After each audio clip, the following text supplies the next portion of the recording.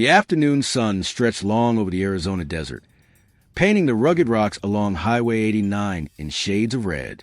The wind swept fine sand across the pavement, creating little swirling patterns as if telling the story of this parched land. In the midst of this desolate landscape, Bradley's gas station appeared like a tiny, run-down oasis, with a faded white sign hanging precariously from the awning. Inside, Tom Bradley, a man in his 60s with a weathered face and callous hands, was wiping down the counter with an old rag. His eyes, once accustomed to battlefields from 20 years of air rescue, now quietly observed the world through a dusty window. The roar of an engine in the distance shattered the silence. Tom looked up, squinting into the distance. A sleek black Kawasaki Ninja glided in, slicing through the heat waves rising from the pavement. The rider slowed down, stopping next to one of the two old gas stations, then removed her helmet, revealing a neat brown ponytail and a sharp-featured face. Emily Carter, a former captain of SEAL Team 6, now just a silent figure in a black leather suit. She didn't say a word, quietly checking the fuel gauge, her hands moving with the precision of someone accustomed to far more intense situations than filling up in the desert. Tom watched her from behind the counter.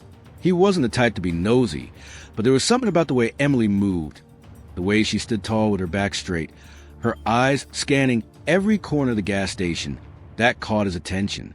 It reminded him of the days when he used a parachute into combat zones, always ready for anything.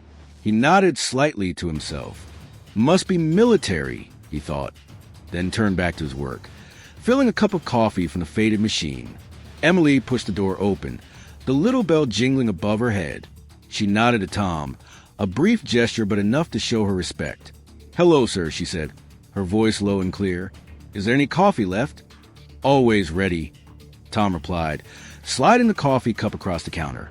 "It's a long way from here to anywhere, girl. Just stopping by." "Yeah," Emily replied, picking up her coffee cup. Her fingers unconsciously brushed over a long scar on the back of her right hand, a reminder of a close call in Kandahar that she never talked about. "We need to fill up the tank and take a break. It's a long road ahead." Tom nodded, not asking any further questions. He understood people like Emily, those who carried heavy pasts but never let it show. She stood there, taking a sip of coffee, her eyes still scanning the window, noting two dusty pickup trucks parked outside and a long broken security camera dangling from a pole. The habits from her 15 years in the Special Forces never left her, but the peace didn't last long. The roar of engines thundered again, this time louder and more aggressive. 3 Harley-Davidson motorcycles glided into the parking lot, kicking up a cloud of dust beneath their tires. They came to a stop right in front of the gas station, their engines growling like an angry beast. Emily set her coffee cup down, squinting as she peered through the glass. Tom also paused his cleaning, gripping the rag tightly, his gaze sharpening with caution. 3 men stepped out of the car, their heavy leather boots thudding against the concrete. They wore black leather jackets, each emblazoned with a yellow snake and fiery red eyes, the emblem of the Desert Vipers gang. The leader, Jake Razor Sullivan, was tall and imposing, his scarred face twisted into a dangerous smirk. The other 2, a wiry guy with shifty eyes known as Spike, and a hulking mass of muscle called Bear, followed closer behind like 2 menacing shadows.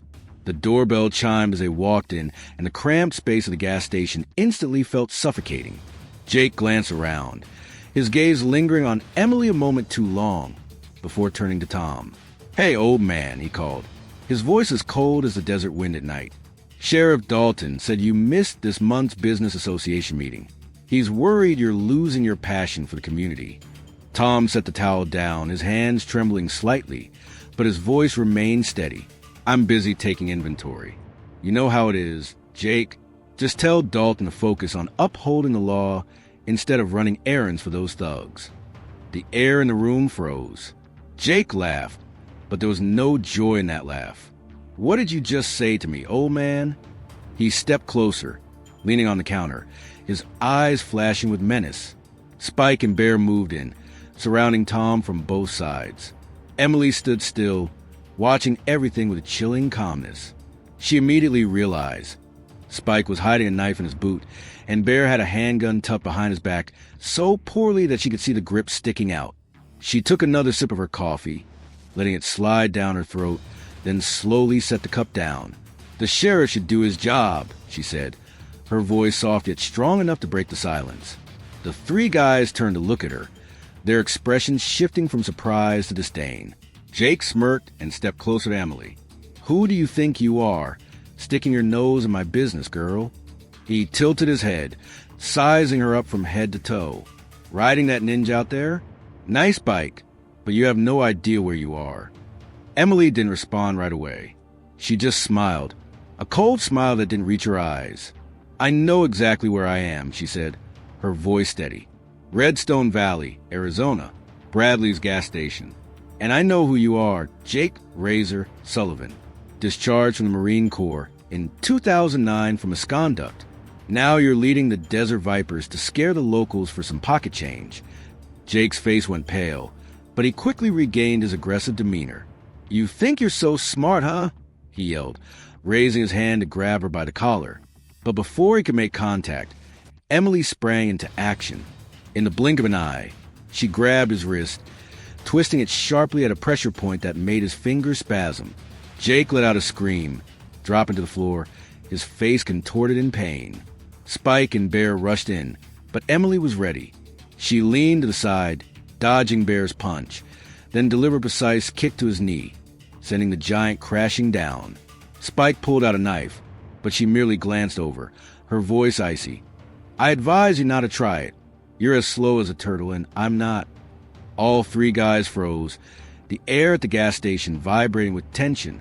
Jake, still clutching his wrist, growled, "You have no idea who you just messed with." Emily pulled her hand away from him, stepping back, her eyes locked onto his. "I know exactly who I just got into a mess with," she said. "The problem is you don't know who I am." Jake Razor Sullivan's voice growled to the cramped space of Bradley's gas station, but it couldn't hide the tremor in his tone. He clutched his wrist, where just a moment ago Emily Carter had twisted it like a dry twig, her gaze filled with fury, but also tinged with fear. Spike stood there, his knife trembling in his hand, while Bear struggled to get back on his feet, his groans echoing like a wounded animal. Emily stood tall, her eyes icy and unwavering, as if she had just stepped out of a light workout instead of taking down three hulking men with just a few moves. Tom Bradley, from behind the counter, smirked slightly. He had seen scenes like this not here, but on distant battlefields, where skill and composure determined who lived and who died. He crossed his arms, his gaze shifting from Emily to the group of Desert Vipers. "You guys should listen to her," he said, his voice low but firm. "She just gave you a chance that I bet you don't get very often." Jake shot up, still clutching his wrist, his face flushed with humiliation. "You think this is over, girl?" he roared, stepping back toward the door, dragging Spike and Bear along like a wounded pack dog. "I'll be back, and then you'll be begging me to stop." He pointed at Emily, his finger trembling as if to emphasize the threat, but the aggression in his eyes was now just a thin veneer. Emily didn't respond. She simply tilted her head, watching him walk away with the gaze of a hunter observing its fleeing prey. She knew exactly the type of person Jake was, someone who thrived on intimidation, but crumbled when faced with something stronger. The roar of the Harley-Davidson engine echoed outside as three guys sped off, leaving a swirling cloud of red dust in the late afternoon sun. Through the window, she saw Jake glance back one last time, his eyes filled with hatred, but she didn't care. She had seen that look far too many times in her life. Tom broke the silence, stepping out from behind the counter with a fresh cup of coffee in hand. He set it down in front of Emily, the rich aroma wafting through the air.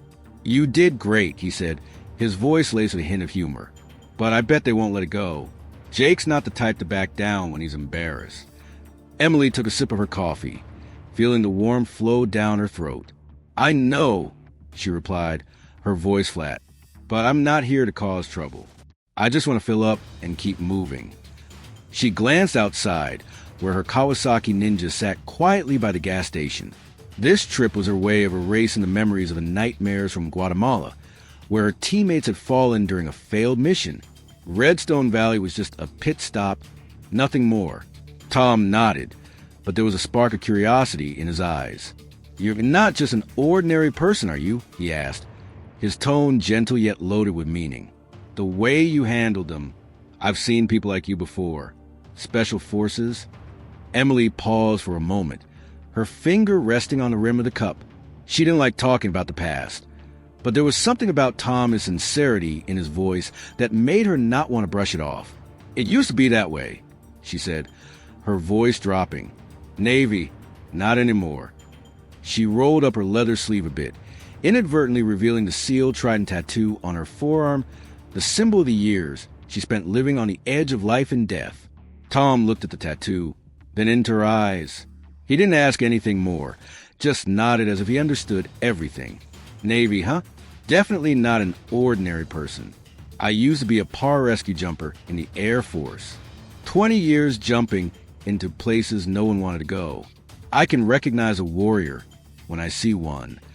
Emily smiled faintly, and for the first time that day, a hint of warmth sparkled in her eyes. "PJ, huh? So you're no stranger to the chaos." She glanced around the gas station, the dusty shelves and the faint scent of motor oil hanging in the air. "What are you doing here? A place like Redstone Valley isn't exactly meant for someone like you." Tom shrugged and sat down on the stool behind the counter. "After leaving the military, I needed a quiet place. I bought this station 15 years ago, thinking it would be a retreat, but then the Desert Vipers showed up, and quiet became just a memory." He sighed, his gaze distant. "Now I'm just trying to keep everything stable, but they don't make it easy." Emily nodded, starting to grasp the deeper layers of the story.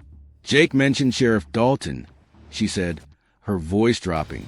"Is he involved with him in any way?" Tom looked at her, his eyes glinting with caution. "You're paying attention. Dalton isn't just involved. He's the one pulling the strings behind them. The business council that Jake mentioned is just a cover. They're forcing small shops like mine to pay protection money, and Dalton takes the lion's share. If we don't pay, the Vipers will come and smash things up, while the police just turn a blind eye." Tom's story made Emily pause. She came here to escape her past, not to get tangled up in a new mess. But there was something in his voice, a blend of helplessness and resilience that she couldn't ignore. She had sworn never to let bullies run rampant again, not after what she had witnessed in Guatemala. "So they run this old town?" she asked, her tone sharper. Tom nodded slowly. "Pretty much. Redstone Valley used to be a peaceful place, but not anymore. The Vipers aren't just causing trouble. There are rumors they're involved in something much bigger. Drugs. Maybe even more than that. I don't have any proof, but I've seen strange trucks passing through here at night, and Dalton always shows up right after." Emily was silent, her mind starting to piece together the fragments. The trucks, the presence of the Desert Vipers, and a corrupt sheriff all too familiar. It brought back memories of the operation she had been part of, where crime was not just a local issue, but part of a much larger network. She looked outside, where the late afternoon sun was fading, giving way to darkness that blanketed the desert.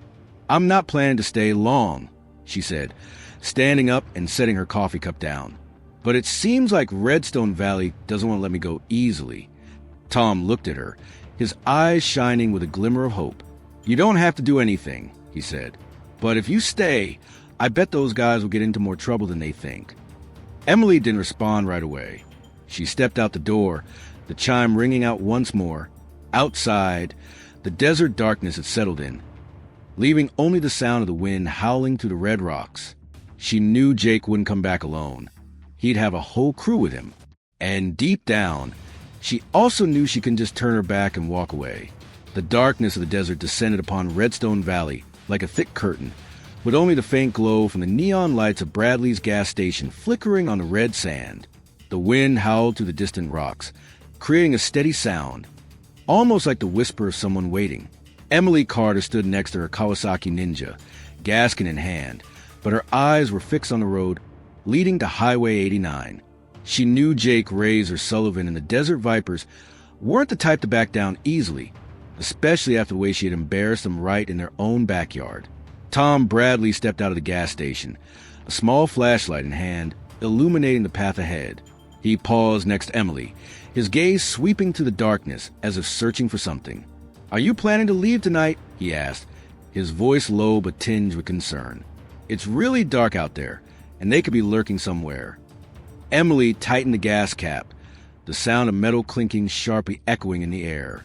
"I'm not afraid of the dark," she replied, her voice steady. "And if they come back, I'll handle it. It's not the first time I've faced off against creeps like that." She turned to Tom, her gaze sharp but not hostile. "But you're right. Something's off here. I can feel it." Tom nodded, the light from the flashlight casting shadows on his weathered face. "I've lived in Redstone Valley for 15 years now. It used to be just a small, dull town with a few passers-by, a handful of farmers, and no trouble at all. But in the last 2 years, everything has changed. The Desert Vipers aren't just a bunch of bikers showing off their muscles. They're organized, they got money, and they have powerful backing." Emily crossed her arms, listening intently. She had faced all kinds of criminals during her years as a SEAL, from drug traffickers in Colombia to militants in the Middle East. What Tom was describing wasn't just a local issue. It had the scent of a larger network. And she hated the familiar feeling rising within her, the feeling she had tried to bury after Guatemala. "What do you mean? Someone's backing them?" she asked, her voice dropping. Tom shrugged, but his gaze was serious. "Sheriff Dalton, I don't have hard evidence, but everyone here knows.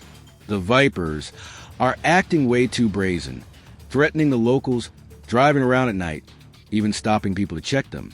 No one would dare do that unless they were sure the police would turn a blind eye." Emily was silent for a moment, her mind starting to piece together the puzzle. Jake wasn't just some ordinary thug. The way he mentioned Dalton, the confidence in his voice, it all pointed to him having a solid backing. She gazed into the distance, where the headlights of trucks flickered and then vanished on Highway 89. "You're talking about the trucks at night," she said. "What are they carrying?" Tom sighed, his expression darkening. "I'm not sure. There was a time I saw a truck stop nearby, about half a mile from the gas station. 2 guys from the Vipers got out, checked the cargo, and then drove off. I didn't get any closer because I didn't want to get mixed up in anything. But I caught a whiff of something, not motor oil or gasoline. It was a chemical smell, really pungent. Chemicals," Emily repeated, her voice sharper. She had smelled that scent in the drug labs of South America, where she and her SEAL team had raided to dismantle smuggling operations. Meth, cocaine, or something worse. Suddenly, Redstone Valley was no longer just a random stop. It was turning into something she couldn't just walk away from. Before Tom could respond, a loud engine roar interrupted their conversation. They both turned, their eyes fixed on the trail leading into town. 3 pairs of bright headlights sliced through the darkness, accompanied by the growl of a Harley-Davidson engine. Emily tightened her grip, the familiar rush of adrenaline surging through her veins. "Looks like they didn't need much time to come back," she said, her voice icy. Tom stepped back toward the gas station door, his hand instinctively brushing against the flashlight, as if it were a weapon. "You should go inside," he said quickly. "I have a shotgun under the counter. It's not new, but it still works." Emily shook her head, her eyes fixed on the figures approaching. "No need for a gun," she replied. "I prefer to handle things my way." She stepped out into the parking lot, her leather boots striking the concrete with a confident thud. This wasn't her first encounter with danger, and it certainly wouldn't be her last. 3 motorcycles came to a halt about 20 feet away from her, dust swirling in the glare of the headlights.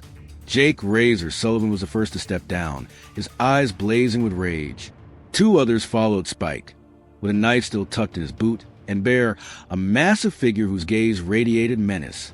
But this time they weren't alone. A 4th guy, tall and skinny with dirty platinum hair, climbed out of the last bike. He wore a leather jacket like the Vipers, but there was a shoulder strap peeking out from under his shirt, a sign of a hidden handgun.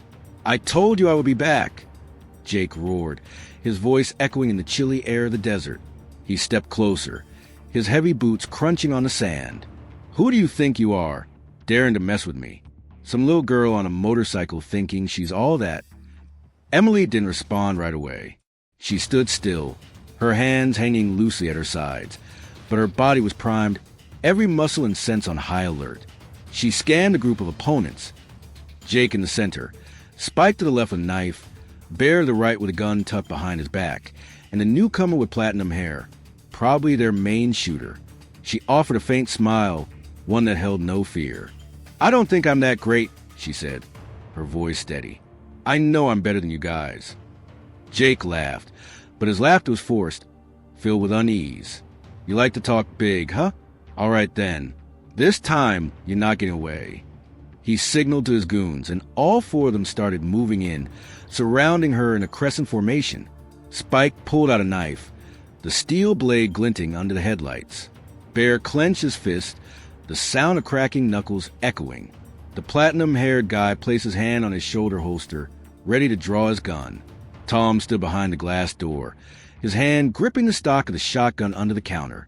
He wanted to help, but something about Emily's stance made him hesitate. She wasn't the one who needed saving. She was the one who would teach this bunch a lesson they would never forget. Emily took a deep breath, the desert air filling her lungs. "All right," she said, her voice dropping to a low warning. "If you guys want to play, then I'll play with you." The cold desert night air swept into the parking lot of Bradley's gas station, but Emily Carter didn't feel the chill.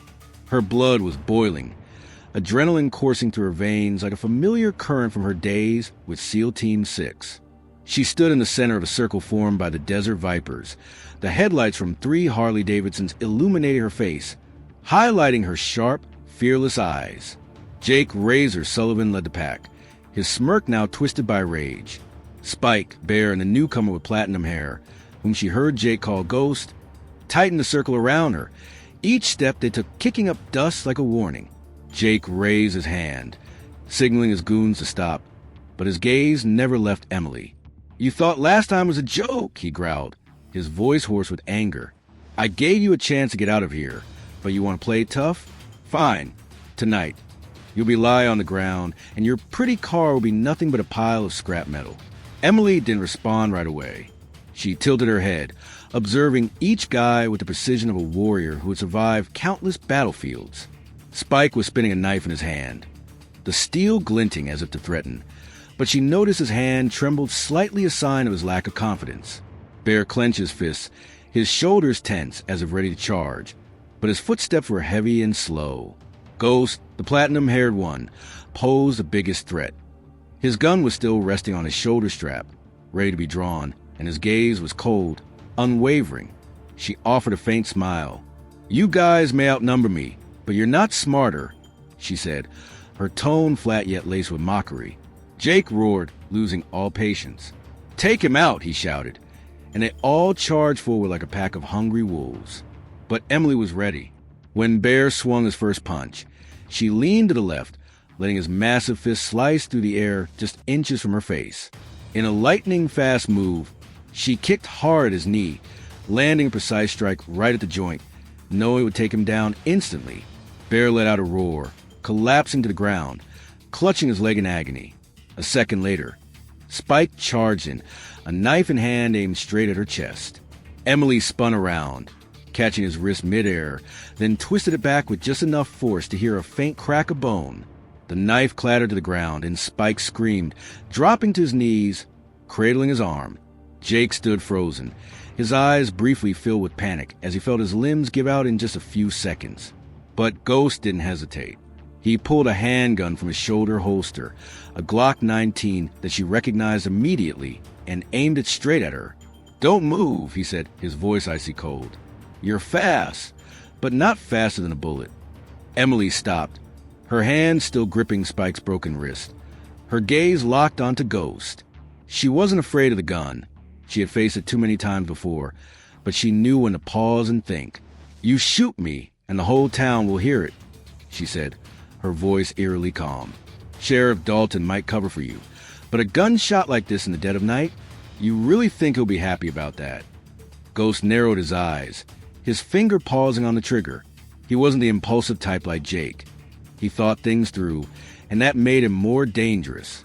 But before he could make a decision, Jake charged in from the right, his heavy boots thudding against the ground.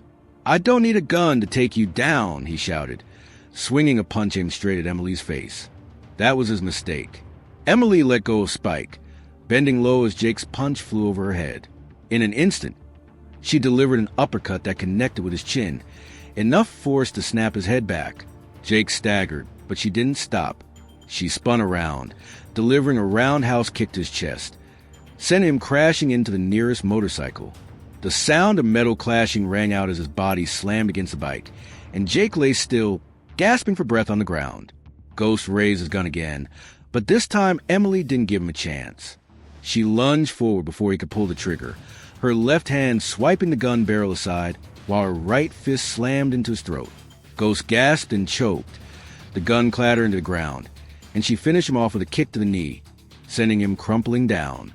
In less than 10 seconds, all four of the Desert Vipers were sprawled out on the ground, groaning in pain and humiliation. Tom Bradley stepped out of the gas station, his shotgun lowering as he took in the scene before him. "Oh my God," he muttered, his eyes wide with disbelief. "What the hell did you do to them?" Emily stood tall, her breath steady and calm, showing no signs of distress. She brushed the dust off her hands, her gaze sweeping over the group of vipers struggling to get back on their feet. "Just a little lesson," she said, her voice soft as if she had just finished a simple chore. "They thought I was the prey. I just showed them who the real hunter is." Red dust settled beneath the flickering headlights of 3 Harley-Davidsons, now lying on their sides in the Bradley's gas station parking lot like beasts brought down. Jake Razor Sullivan sprawled next to one of the bikes, clutching his chest, his breath coming in weak, gasping moans. Spike knelt a few feet away, cradling his broken arm, his wide eyes now filled with sheer panic. Bear lay sprawled on the ground, his knee bent at an odd angle, while Ghost, the most dangerous one with his platinum hair, leaned against a gas pump, clutching his throat, his Glock 19 lying abandoned in the dust just a few steps away. Emily Carter stood amidst it all, her small frame somehow commanding, her hands hanging loosely at her sides as if she had just finished a morning workout. Tom Bradley stepped out of the gas station, the shotgun in his hand now just a prop. He paused, his gaze sweeping over the chaotic scene before him, then turned to Emily with a mix of astonishment and admiration. "I've seen some folks throw down in my day," he said, his voice hoarse with surprise. "But you're a machine. What kind of training did the SEALs give you to take down all 4 of these guys in under a minute?" Emily shrugged, brushing dust off her leather jacket. "It's not just the SEALs," she replied, her voice steady but tinged with nostalgia. 15 years of surviving in places where if you don't move fast, you die. These guys are just a bunch of slow, predictable amateurs, overly confident in themselves." She bent down to pick up Ghost's Glock, checking the magazine with practiced ease before sliding it into the waistband at her back. "But there are more of them than I thought. Jake isn't coming back just because his pride was hurt. Something bigger is going on." Tom nodded, his expression turning serious. He stepped closer, his voice dropping as if afraid someone in the shadows might hear. "You're right. The Desert Vipers don't act alone. I told you about Dalton and the trucks at night. If Jake brings a whole crew like that platinum-haired guy here, they're not just looking to intimidate you, they want to send a message." Emily turned back to look at the Vipers groaning on the ground. Jake started to move, trying to sit up, his bloodshot eyes locked onto her. You're dead for sure," he whispered, his voice weak but still full of hatred. "We'll be back, and this time it won't just be 4 of us." She stepped closer to Jake, leaning down so her face was level with his. The headlights cast a glow on her face, highlighting the scar on her hand and her eyes, which were as cold as steel. "I'll give you some free advice, Jake," she said, her voice low and sharp like a knife. "Next time you want to come back, bring something more than this useless bunch of lackeys. Because I don't like wasting my time with guys who don't know who they're up against." Jake tried to roar, but his voice got caught in his throat. Emily stood up, turning her back to him, her gaze sweeping through the darkness surrounding the gas station. She sensed that it was not just Jake's empty threats she needed to worry about, but much greater danger lurking somewhere out there. Redstone Valley wasn't just some random town she happened to pass through.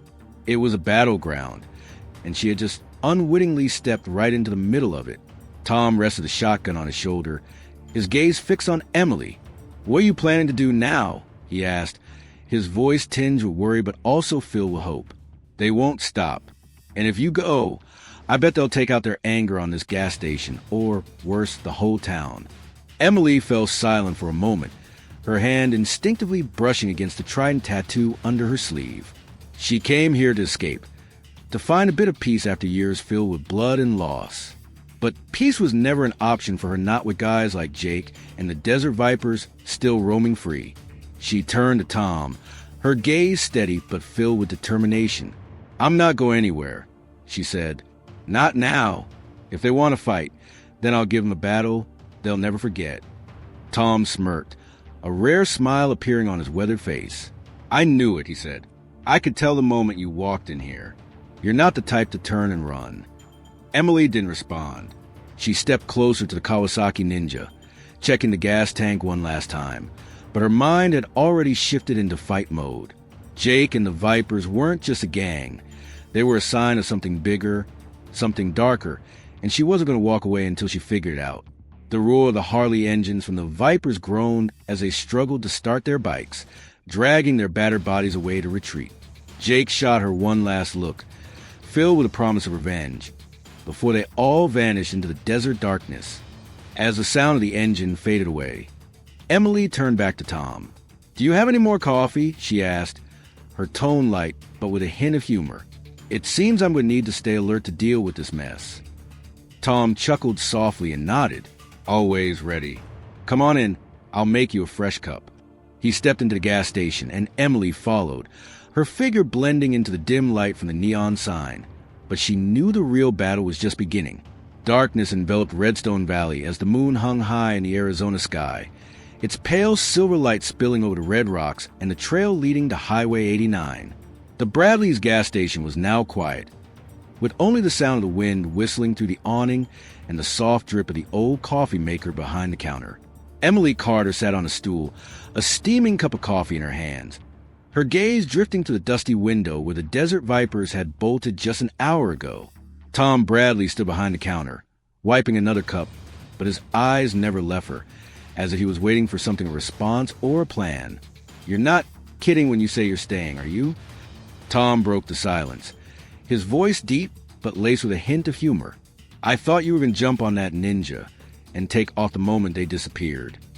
Emily took a sip of her coffee, feeling the bitter taste slide down her throat. "I don't like leaving things unfinished," she replied, her voice steady. "Jake and the Vipers aren't just a bunch of thugs looking for revenge. You're talking about trucks, chemicals, and Dalton.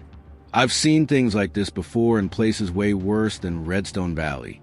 If I walk away now, I won't sleep well." Tom nodded, setting the cup down on the counter. "I get it, but I've lived here long enough to know that getting involved in their business isn't a walk in the park.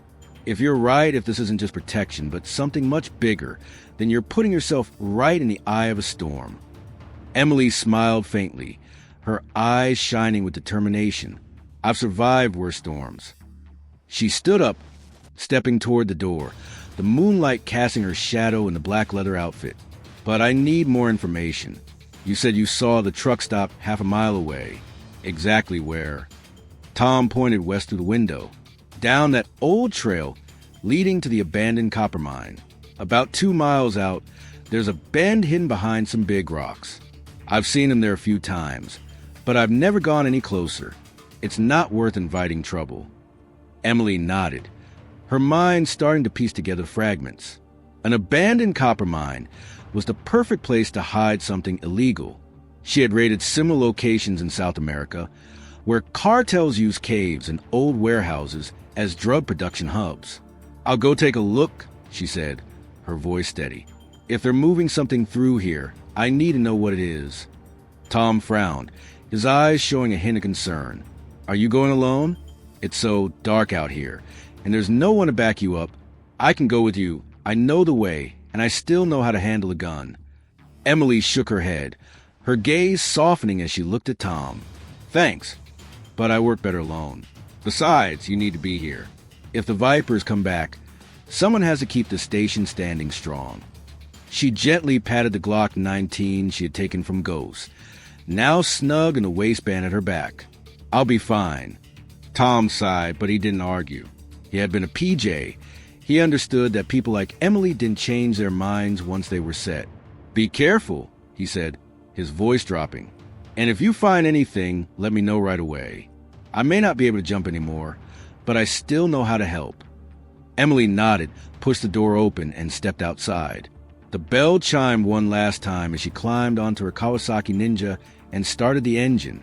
The gentle roar of the bike sliced through the night air, and she took off, the red taillight fading into the darkness of the desert.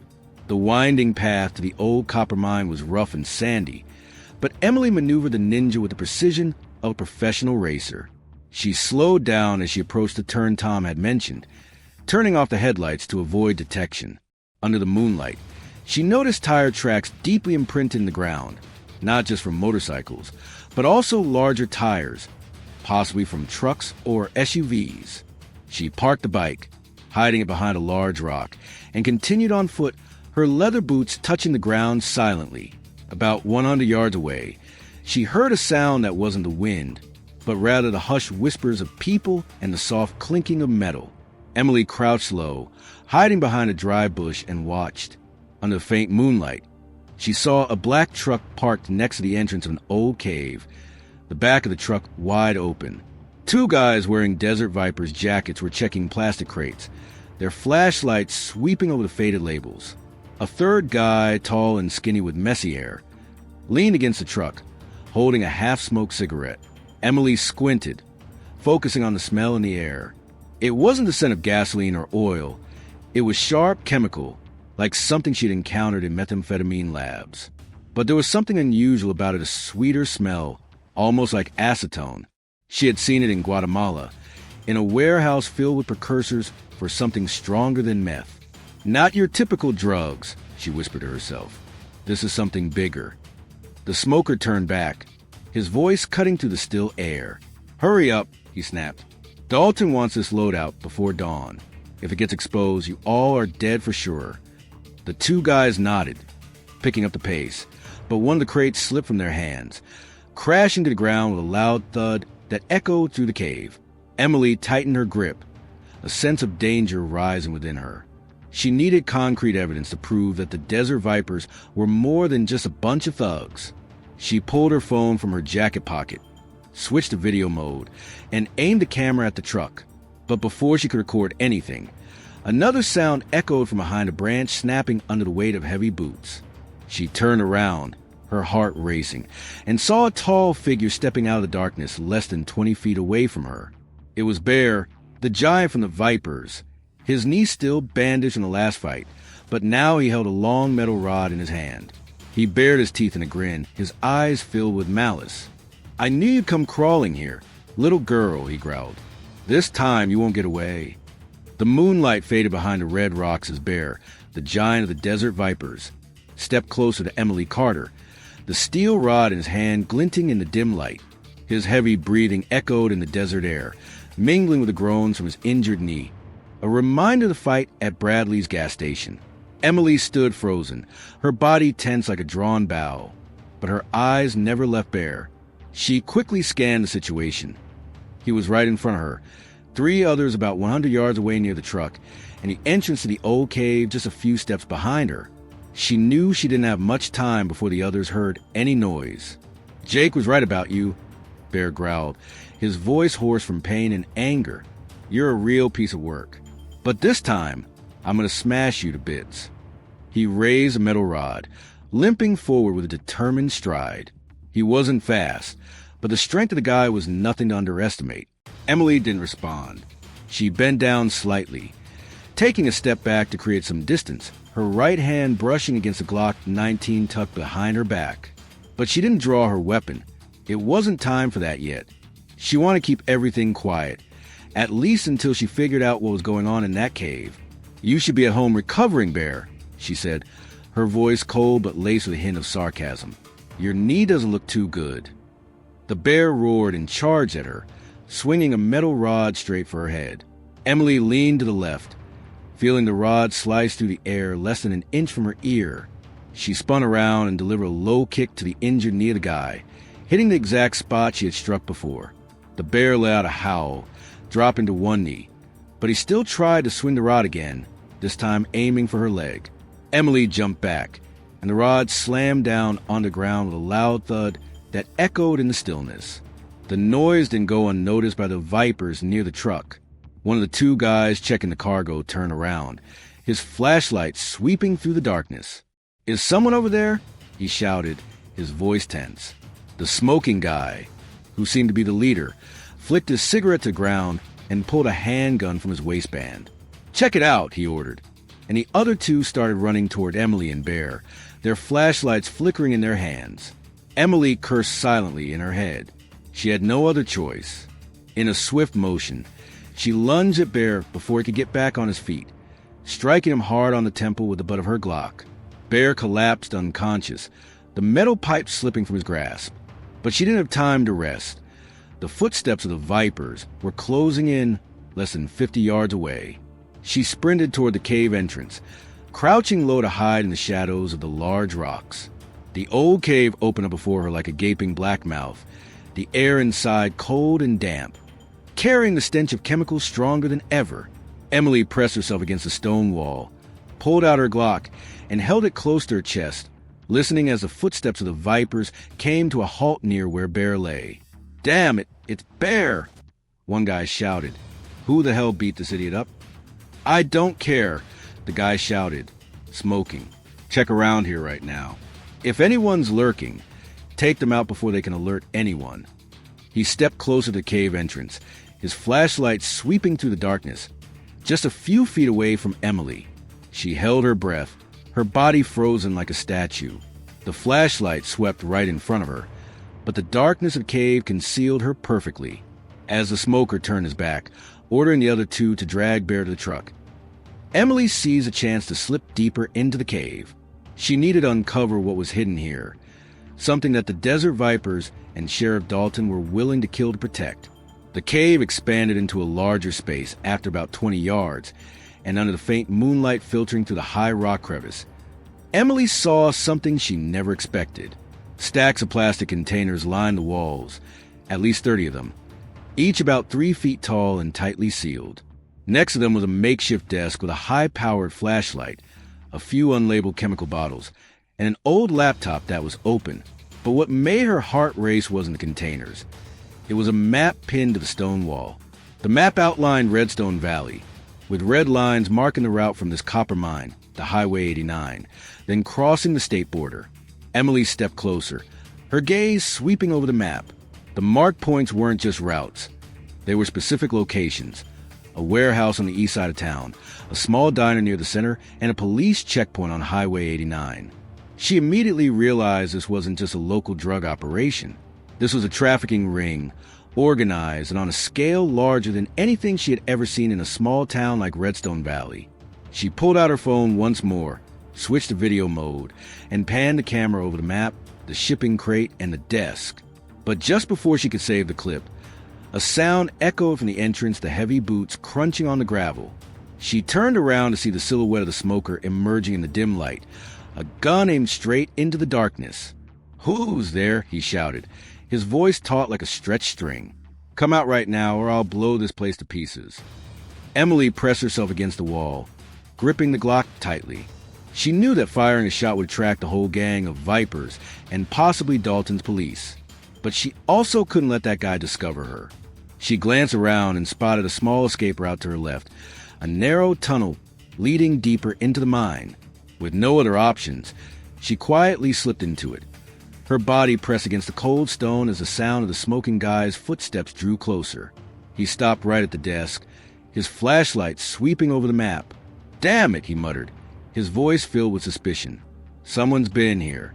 He turned around, shouting toward the entrance. "Spike, Ghost, get up here now. I need to check this place." Emily held her breath in the narrow tunnel, her heart pounding, but her mind remained sharp. She had just uncovered a major piece of a cross-state trafficking operation, possibly involving drugs or something worse, with protection of the sheriff. But she also knew that this secret had just plunged her into a more dangerous situation than ever before. The narrow tunnel in the old copper mine was cramped and cold, the damp air clinging to Emily Carter's skin as she pressed herself against the rough stone wall. The footsteps of the smoker she now heard the others call Cutter echoed from the main chamber, accompanied by his shouts for Spike and Ghost. Emily held her Glock 19 close to her chest, her thumb gently brushing the safety, but she had no intention of firing. A single shot would shatter the silence of the desert and turn her into a target for the whole gang of desert vipers. She needed time to process what she had just witnessed and figure out a way to escape. Cutter's flashlight swept across the entrance of the tunnel, just a few feet away from her. "I know someone's here," he growled, his voice dripping with suspicion. "Don't think you can hide from me." He stepped closer, the light from the flashlight gliding over the edge of the tunnel, but the thick darkness concealed her perfectly. Emily held her breath, her body frozen, her mind spinning with images of the map and the crates in the cave. This wasn't just a local drug operation. It was much bigger than that, and Sheriff Dalton's involvement made everything even more complicated. Spike and Ghost boots echoed from the cave entrance, interrupting her train of thought. "Find anything yet, Cutter?" Spike asked, his voice tense but still laced with a hint of sarcasm. "Or are you just imagining ghosts?" "Shut up," Cutter snapped back. "Bear is knocked out there, and I'm sure someone's been rummaging through this place. Check the crates. If anything's missing, Dalton will skin you alive before I do." He turned around, the flashlight beam sweeping through the tunnel once more, but then he stepped back, ordering the other two. "Spike, stay here. Ghost, go grab the truck. I want this shipment out of here right now." Emily heard the footsteps of Ghost fading away, while Spike began rummaging through the desk. She knew she couldn't stay any longer. If Ghost returned with the truck, she'd be trapped in the cave with no way out. She quietly checked the tunnel behind her. It was narrow, but seemed to lead in another direction, possibly a secondary exit from a mining daze. With no other options, she started to crawl through, her body pressed against the rock, each movement slow and careful to avoid making any noise. About 10 yards in, the tunnel opened up to a small gap in rock, just enough for her to peek outside. The moonlight spilled onto a sand-covered slope a few feet away, and in the distance, she spotted the silhouette of the Kawasaki Ninja, still hidden behind a large boulder where she had stashed it. But before she could climb out, another sound echoed the rumble of a truck engine booming from the main entrance of the cave. Ghost had returned, and Cutter's voice rang out, barking orders to his crew that echoed through the cavern. "Hurry up! Seal the crates and get in the truck. I don't want to take any more risks." Emily climbed to the gap, rolling down the slope with the agility of a seal who had navigated far harsher terrains. She landed in the sand, brushed the dust off her hands, and sprinted toward the Ninja. As she fired up the engine, its gentle roar was drowned out by the louder rumble of a truck coming from a cave. She took off, keeping the headlights off, blending into the desert darkness to avoid detection. Back at Bradley's gas station, Emily parked her car by the pump, turned off the engine, and walked inside. Tom was waiting for her, his eyes lighting up when he saw her return safely. "I heard the car from a distance," he said, placing a fresh cup of coffee on the counter. "Did you find anything out there?" Emily sat down, her hand still gripping the phone with the video that hadn't finished saving. "More than I expected," she replied, her voice dropping. "A trafficking operation that's not just about drugs, but something much bigger. I saw the map, containers filled with chemicals, and signs of a network that stretches beyond Redstone Valley. Dalton isn't just protecting him, he's a part of it." Tom frowned, his hands gripping the edge of the counter tightly. "Oh my God," he muttered. "I knew they were dirty, but not to this extent. Do you have any proof?" Emily nodded, raising her phone. "I managed to get a little footage, but not enough. I got spotted before I could capture everything. The bear showed up and I had to back off." She took a sip of her coffee, feeling the adrenaline slowly fade, giving way to a cool focus. "But I know one thing, they're panicking. They want to move the shipment tonight, before anyone else finds out." Tom sat down on the stool across from her, his gaze serious. "What are you planning to do next? If Dalton gets involved, you can't fight this alone. He has an entire police force behind him, not to mention the Vipers." Emily looked out through the window, where the darkness of the desert still enveloped Redstone Valley. She knew Tom was right. This was no longer something she could handle on her own. But she also knew she couldn't walk away, not after what she had just witnessed. "I need allies," she said, her voice steady. "Do you know anyone in this town who could be trusted? Someone willing to stand up against Dalton and his Vipers?" Tom fell silent for a moment, then nodded slowly. "There's someone," he said. "Laura Hayes, the deputy chief of police. She doesn't like Dalton, and I've heard she tried to investigate some shady stuff, but got shut down. If anyone's brave enough to stand up to him, it's Laura." Emily nodded, committing the name to memory. "All right, I'll find her. But first, I need to take a breather and make a plan. They're moving the shipment, and I need to know where it's headed." She stood up, her gaze as steely as iron.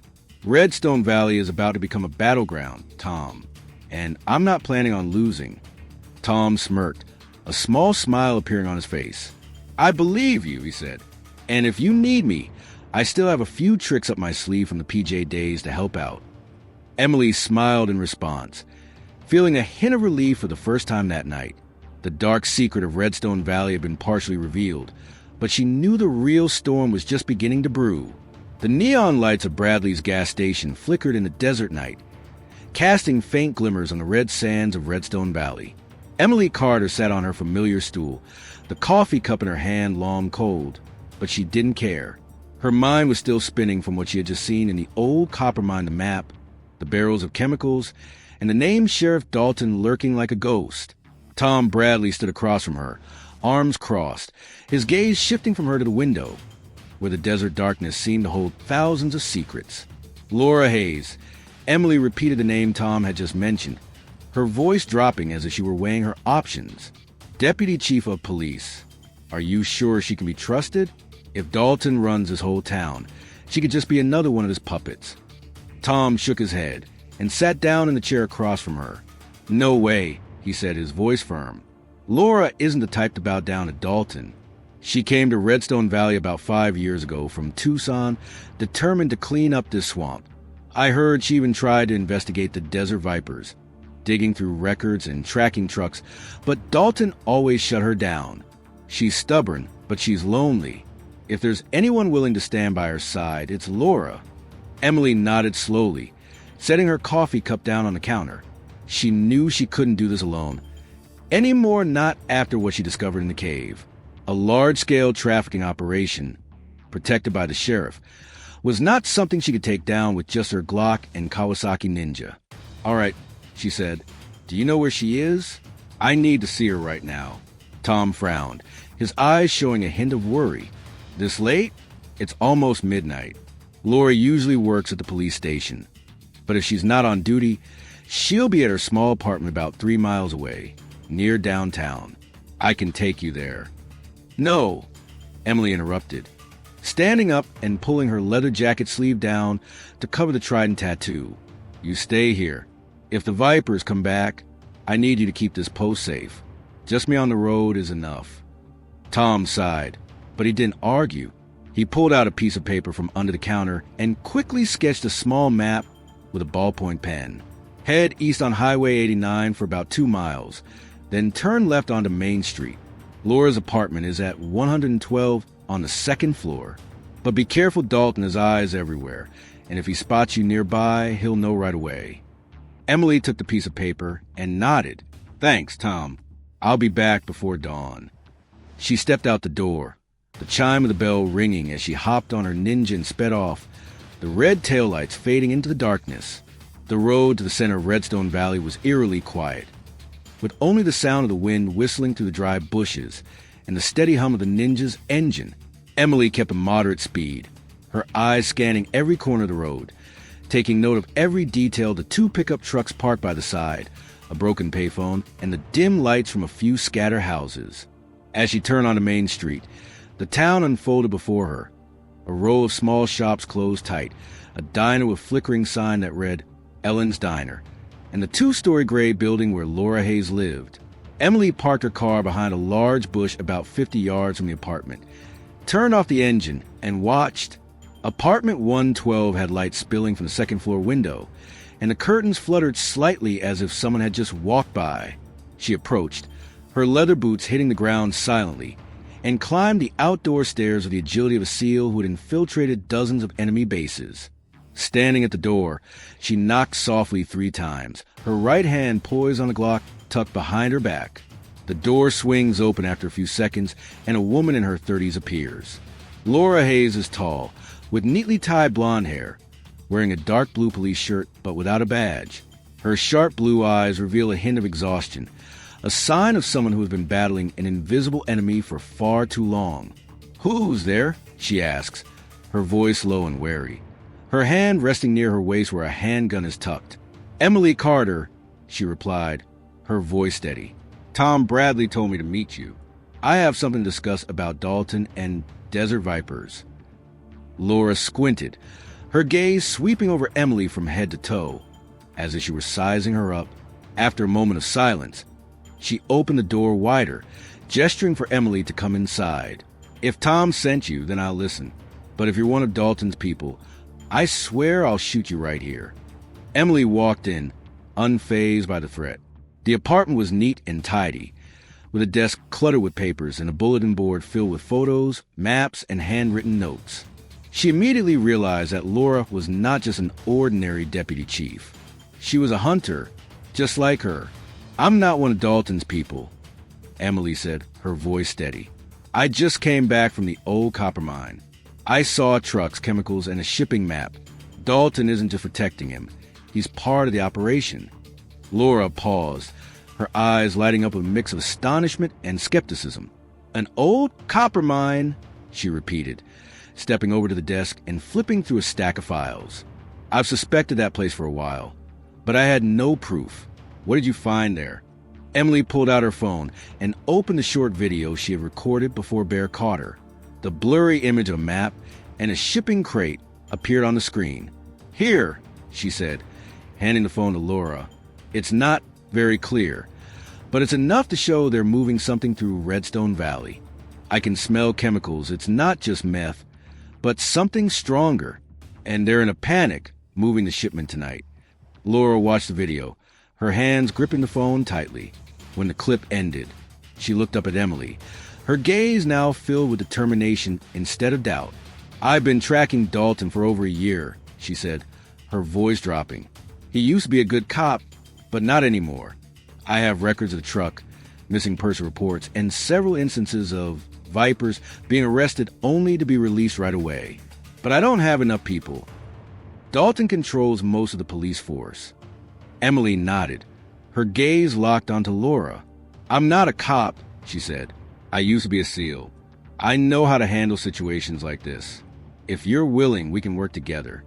Laura fell silent for a moment, then cracked a weary yet hopeful smile. "A SEAL, huh? Tom really knows how to pick them. All right, Carter, we'll join forces.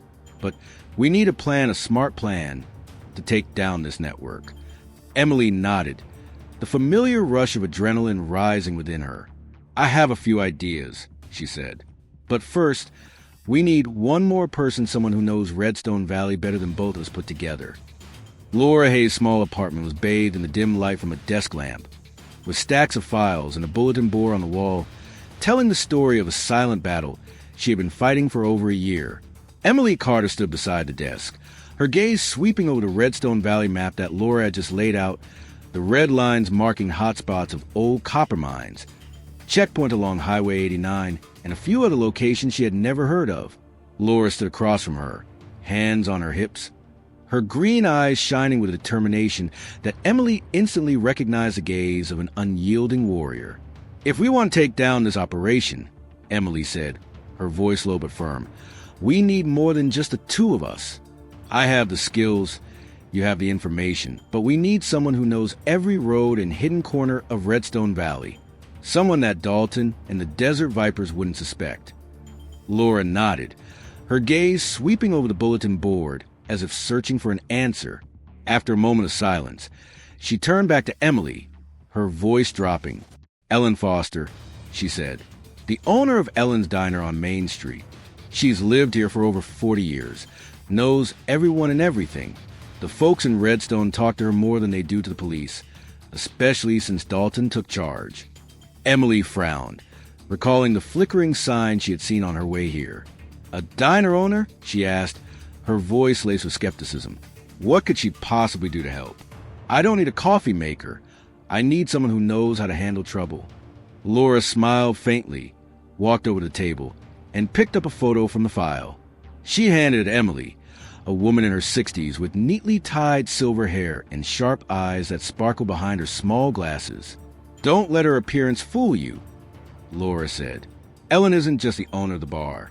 Her husband was the last mining engineer to work at the old copper mine before it shut down.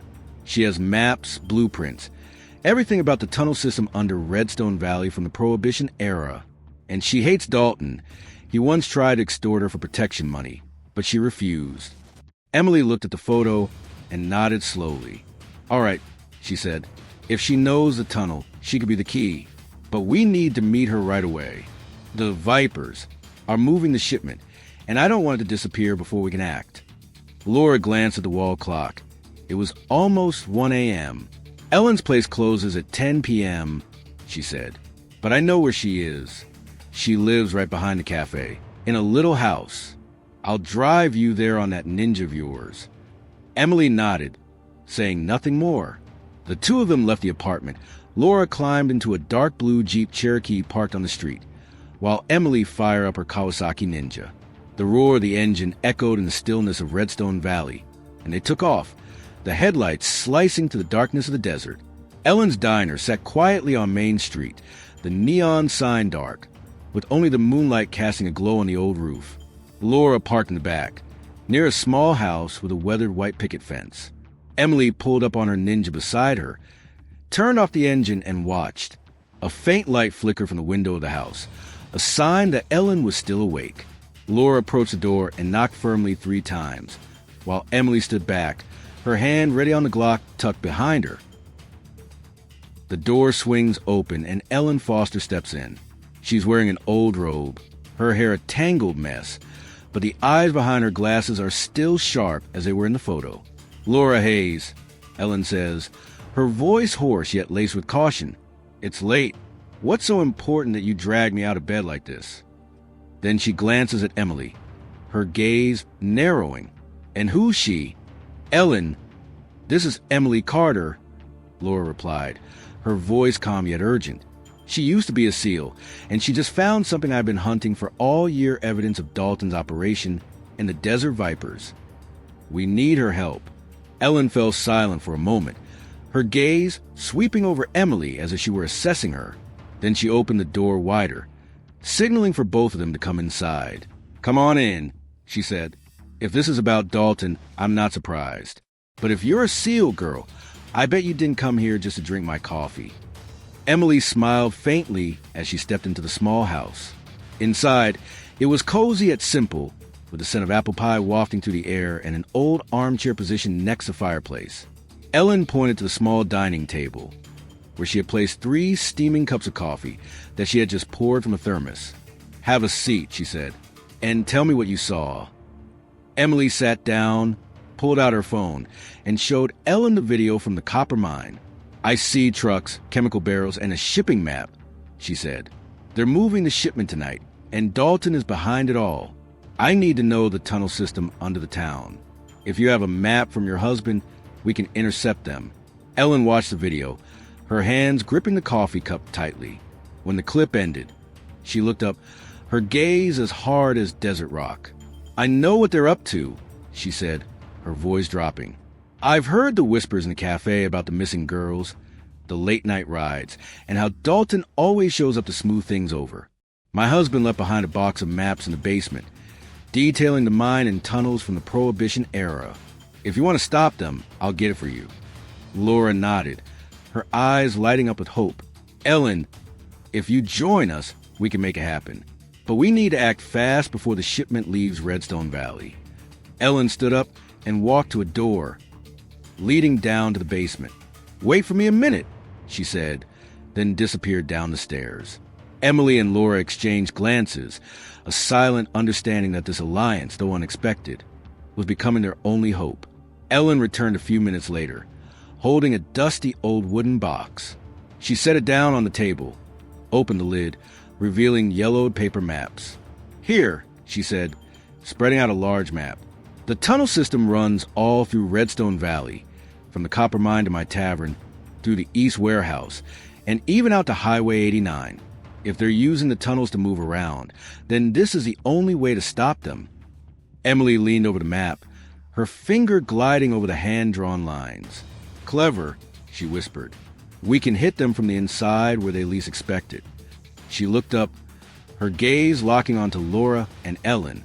We need to plan a plan that not only intercepts the shipment, but also turns the tables on Dalton. Laura smirked. I've been waiting for this day way too long, she said. Come on, Carter. You're a SEAL. What tricks do you have up your sleeve? Emily nodded, feeling the adrenaline surge like a fire within her. All right, she said. Here's what we're going to do. 3 women, a former SEAL, a deputy sheriff, and a diner owner rose from the shadows, turning the cold, dark tunnels into a battleground of hope. If you believe that true strength comes from unity and courage, hit like and subscribe to join us in continuing this story. Because every bit of your support is a spark that ignites the flame of justice. Thank you. The dim light from the old oil lamp on Ellen Foster's dining table cast a glow over the hand-drawn map of the tunnels, highlighting the faded lines that had worn over time. Emily Carter leaned in, her finger tracing the lines connecting the old copper mine to the heart of Redstone Valley, her gaze sharp like a strategist who had planned the most dangerous missions of SEAL Team 6. Laura Hayes stood beside her, hands on her hips, her blue eyes sparkling with a mix of excitement and tension. Ellen sat across from them, her bony hands gripping her coffee cup tightly, yet her eyes remained glued to the map as if she were witnessing the past of Redstone Valley come alive with every stroke.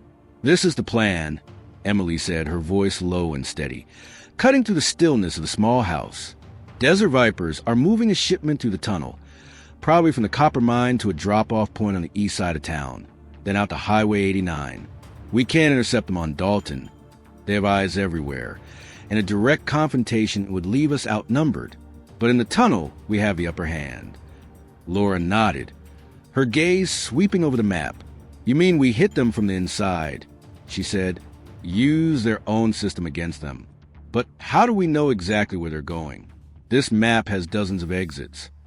Emily pointed to a spot on the map, a major intersection about 2 miles east of the copper mine. Here, she said, the main junction just east of the warehouse. It connects the copper mine to Highway 89 through a large tunnel wide enough for small trucks to pass through. I saw it marked prominently on the map in the cave. If they're shipping the Ellen furrowed her brow, her eyes narrowing behind her glasses. You're right, she said. My husband calls that place the way station.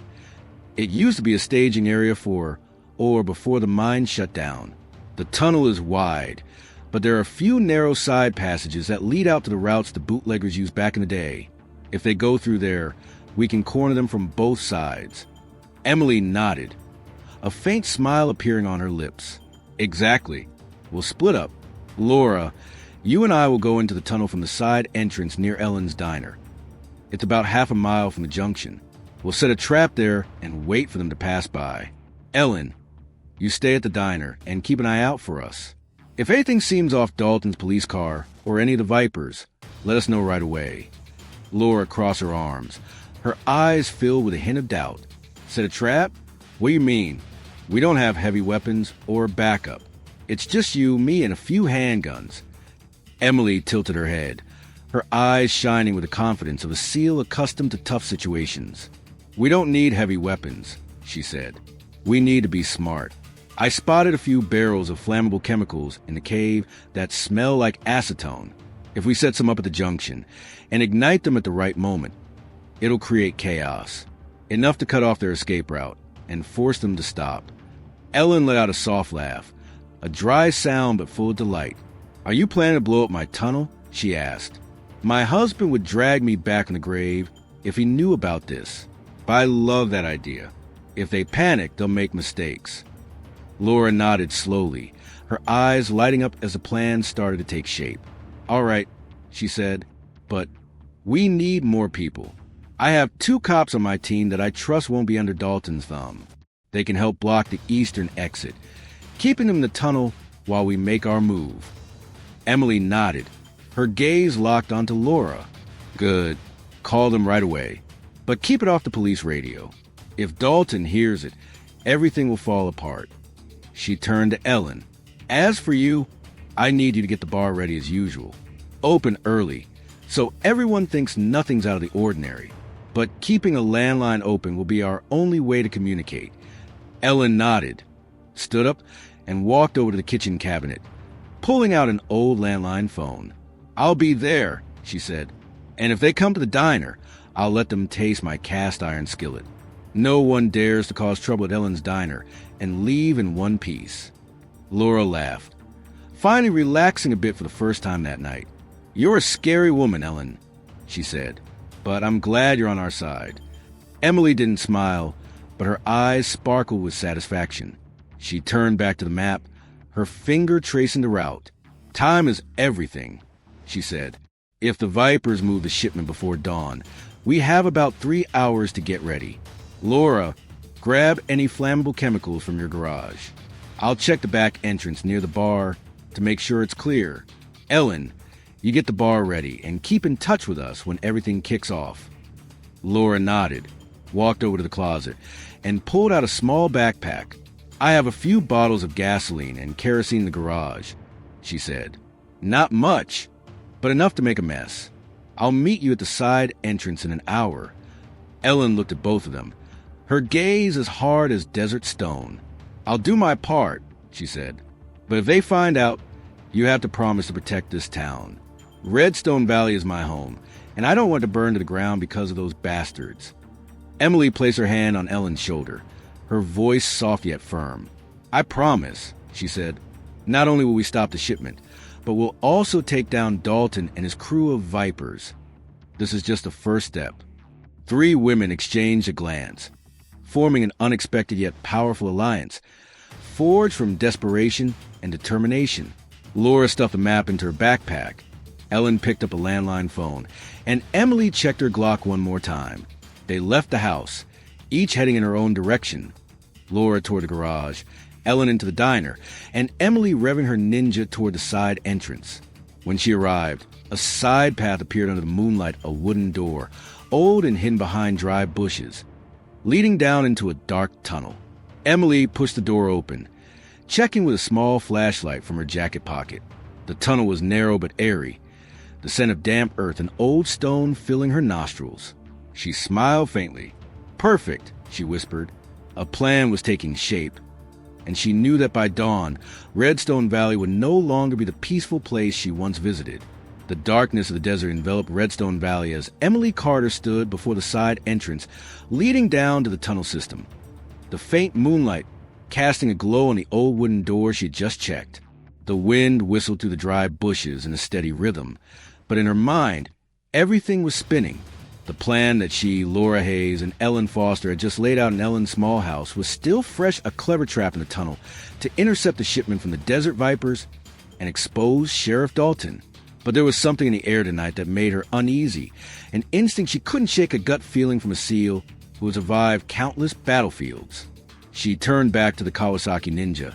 Checking her watch, it was about 2 hours until Laura would bring the chemicals to set the trap.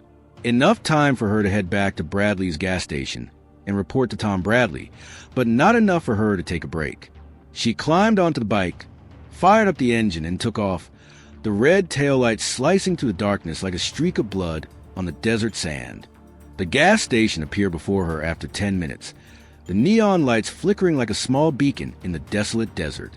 Emily parked the car and stepped inside, the bell jingling as she pushed the door open. Tom stood behind the counter, a rag in his hand, but his eyes lit up when he saw her. "You're back," he said, his voice tinged with a hint of relief. "Have you found Laura yet?" Emily nodded and sat down on her familiar stool. "I found her," she replied. She agreed to team up. "We also have Ellen Foster, the owner of Ellen's Diner. She has a tunnel map from her husband, and we've got a plan. We'll block the Vipers in the tunnel, use chemicals to create a distraction, and force them to reveal themselves." Tom frowned and set the towel down on the counter. "Ellen," he said, his voice filled with surprise, "I know she's as tough as desert rock. If she's on board, then you picked the right person. But are you sure this plan is going to work?" Dalton is an idiot, and the Vipers have a whole crew of goons. Emily took a sip of the coffee that Tom had just slid across the counter. The warm sensation flowing down her throat helped her focus. "Nothing's for sure," she said. "But I've worked with less than this, no weapons, no backup, just my wits and determination. If we play our cards right, we'll cut off their escape route and force Dalton to show his face." Tom nodded, his eyes shining with trust. "I believe you," he said, "but you look tense. Is something wrong?" Emily froze, her finger unconsciously brushing over the scar on the back of her hand, a reminder of a battle in Guatemala that she could never forget. She hadn't meant to say anything, but the instinct of cold shiver running down her spine made it impossible for her to stay silent. "Something's not right," she said, her voice dropping. "I smell chemicals in the cave, not just meth, but something stronger, like what I encountered in Guatemala. A botched mission where my team was ambushed. The one behind it was a guy nicknamed the Carver, a ruthless cartel boss known for making examples of anyone who gets in his way." Tom tilted his head, squinting his eyes. "The Carver?" he repeated. "Do you think he's involved in this?" Emily was silent for a moment, memories from Guatemala crashing over her like a wave. She recalled the smell of smoke from the explosion, the screams of her teammates as they fell, and that name, the Carver, whispered among the survivors. She had thought he was dead in that blast, but now... The scent of chemicals and the organization of the operation in Redstone Valley made her doubt. "I'm not sure," she said, "but if he's alive and if he's involved in this, then things just got a whole lot more dangerous." Before Tom could respond, the distant roar of an engine interrupted their conversation. They both turned to look through the window, and it wasn't the sound of the Desert Viper's motorcycle. Instead, it was the deep rumble of a large SUV. A sleek black vehicle glided into the parking lot, its headlights shutting off as it came to a stop about 20 yards from the gas station. Emily stood up, her hand brushing against the Glock tucked behind her back, her gaze sharp as she observed. The car door swung open and a man stepped out, tall and thin. He wore an expensive black suit that felt completely out of place in the Arizona desert. He had on sunglasses even though it was dark. And as he walked closer, the neon lights in the gas station illuminated his face, revealing a long scar running down his left cheek, a mark left by a sharp blade. He paused at the door, not entering right away, just standing there, his gaze hidden behind the sunglasses, sweeping over Emily and Tom like a predator sizing up its prey. Tom tightened his grip, his voice dropping to a whisper. "Who is that? They don't look like vipers." Emily didn't respond right away. Her heart raced, not out of fear, but because an old memory suddenly came flooding back. She had seen that scar before, had heard that cold, deep voice through a barbed wire fence in Guatemala. "That's him," she whispered, her voice trembling with adrenaline. "The Carver." The gas station door swung open, and the bell jingled like a warning. The man stepped inside, his polished leather shoes clicking against the worn wooden floor. He removed his sunglasses, revealing cold gray eyes, and flashed a thin smile that lacked any warmth. "Good evening," he said, his voice deep and steady like a haunting melody. "I heard there's a woman causing trouble in Redstone Valley. I'm here to see if the rumors are true." Emily stood tall, her hand dropping from the Glock, but her body was ready for action. "You're the Carver," she said, her voice icy. "I thought you were dead in Guatemala." He chuckled softly, the sound echoing in the cramped space of the gas station. "You remember me, huh, Captain Carter?" he said, his voice dripping with sarcasm. "I thought you were dead too, but it seems we both know how to survive better than we thought. Redstone Valley is my new playground, and you just stepped right into the middle of the game." Tom glanced from Emily to the Carver, his eyes briefly filled with panic, but he held his ground. "Do you know this guy?" he whispered. Emily nodded, her gaze fixed on her old enemy. "Yeah," she said, "and I won't let you do what you did in Guatemala. Not here." The Carver tilted his head, his smile wider but his eyes still as cold as ice. "We'll see," he said, "but I advise you to leave Redstone Valley before it's too late. If not, this time it won't just be your teammates at stake, but the whole town." He turned his back and walked out the door, leaving a heavy tension in the gas station. Emily clenched her fists, memories of Guatemala mixing with a newfound determination. The Carver was still alive, and her fight had just become personal. The engine noise of the black SUV gradually faded into the darkness of the desert as the Carver pulled away from Bradley's gas station, leaving Emily Carter standing there, her breath heavy but her gaze as hard as steel. The jingling of the bell from the door that had just closed still echoed in the small space, mingling with the thumping of her heart in her chest. Tom Bradley stood behind the counter, his hands gripping the rag tightly, his eyes shifting from Emily to the window, where the red taillights of the Carver had just vanished. The air in the gas station was stifling, as if the presence of the man in the black suit had sucked all the breath out of the room. "Are you okay?" Tom asked, his voice dropping with concern. He stepped out from behind the counter, placing a hand on her shoulder, but his gaze remained watchful, like a seasoned veteran ready to face danger. Emily nodded, her hands still gripping the edge of the counter to keep herself steady. "I'm fine," she said, her voice hoarse. "But everything just changed. If the Carver is involved in this, it's not just a trafficking ring anymore. This is war." She turned to look at Tom, her eyes shining with determination mixed with painful memories. "He's the one who killed my team in Guatemala. I won't let him win again." Tom frowned, his eyes briefly filled with confusion, but he didn't ask any more about Guatemala. He knew this wasn't the time. "So, what are you planning to do?" he asked.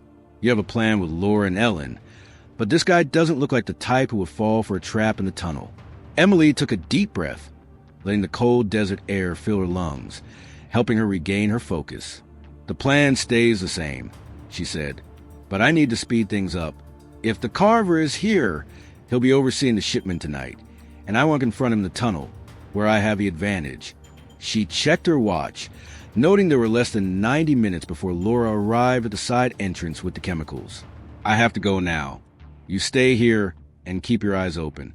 If you see any signs of the Vipers or Dalton, call me on Ellen's phone." Tom nodded, his gaze as steely as a soldier receiving orders. "I'll do it," he said. "But be careful, Emily. That guy looks like a venomous snake, and I bet he's not coming alone." Emily didn't respond. She stepped out the door, hopped on her Kawasaki Ninja, and took off, the roar of the engine echoing like a challenge in the night. The road to the side entrance near Ellen's diner was only 3 miles away, but each second felt heavy as an hour.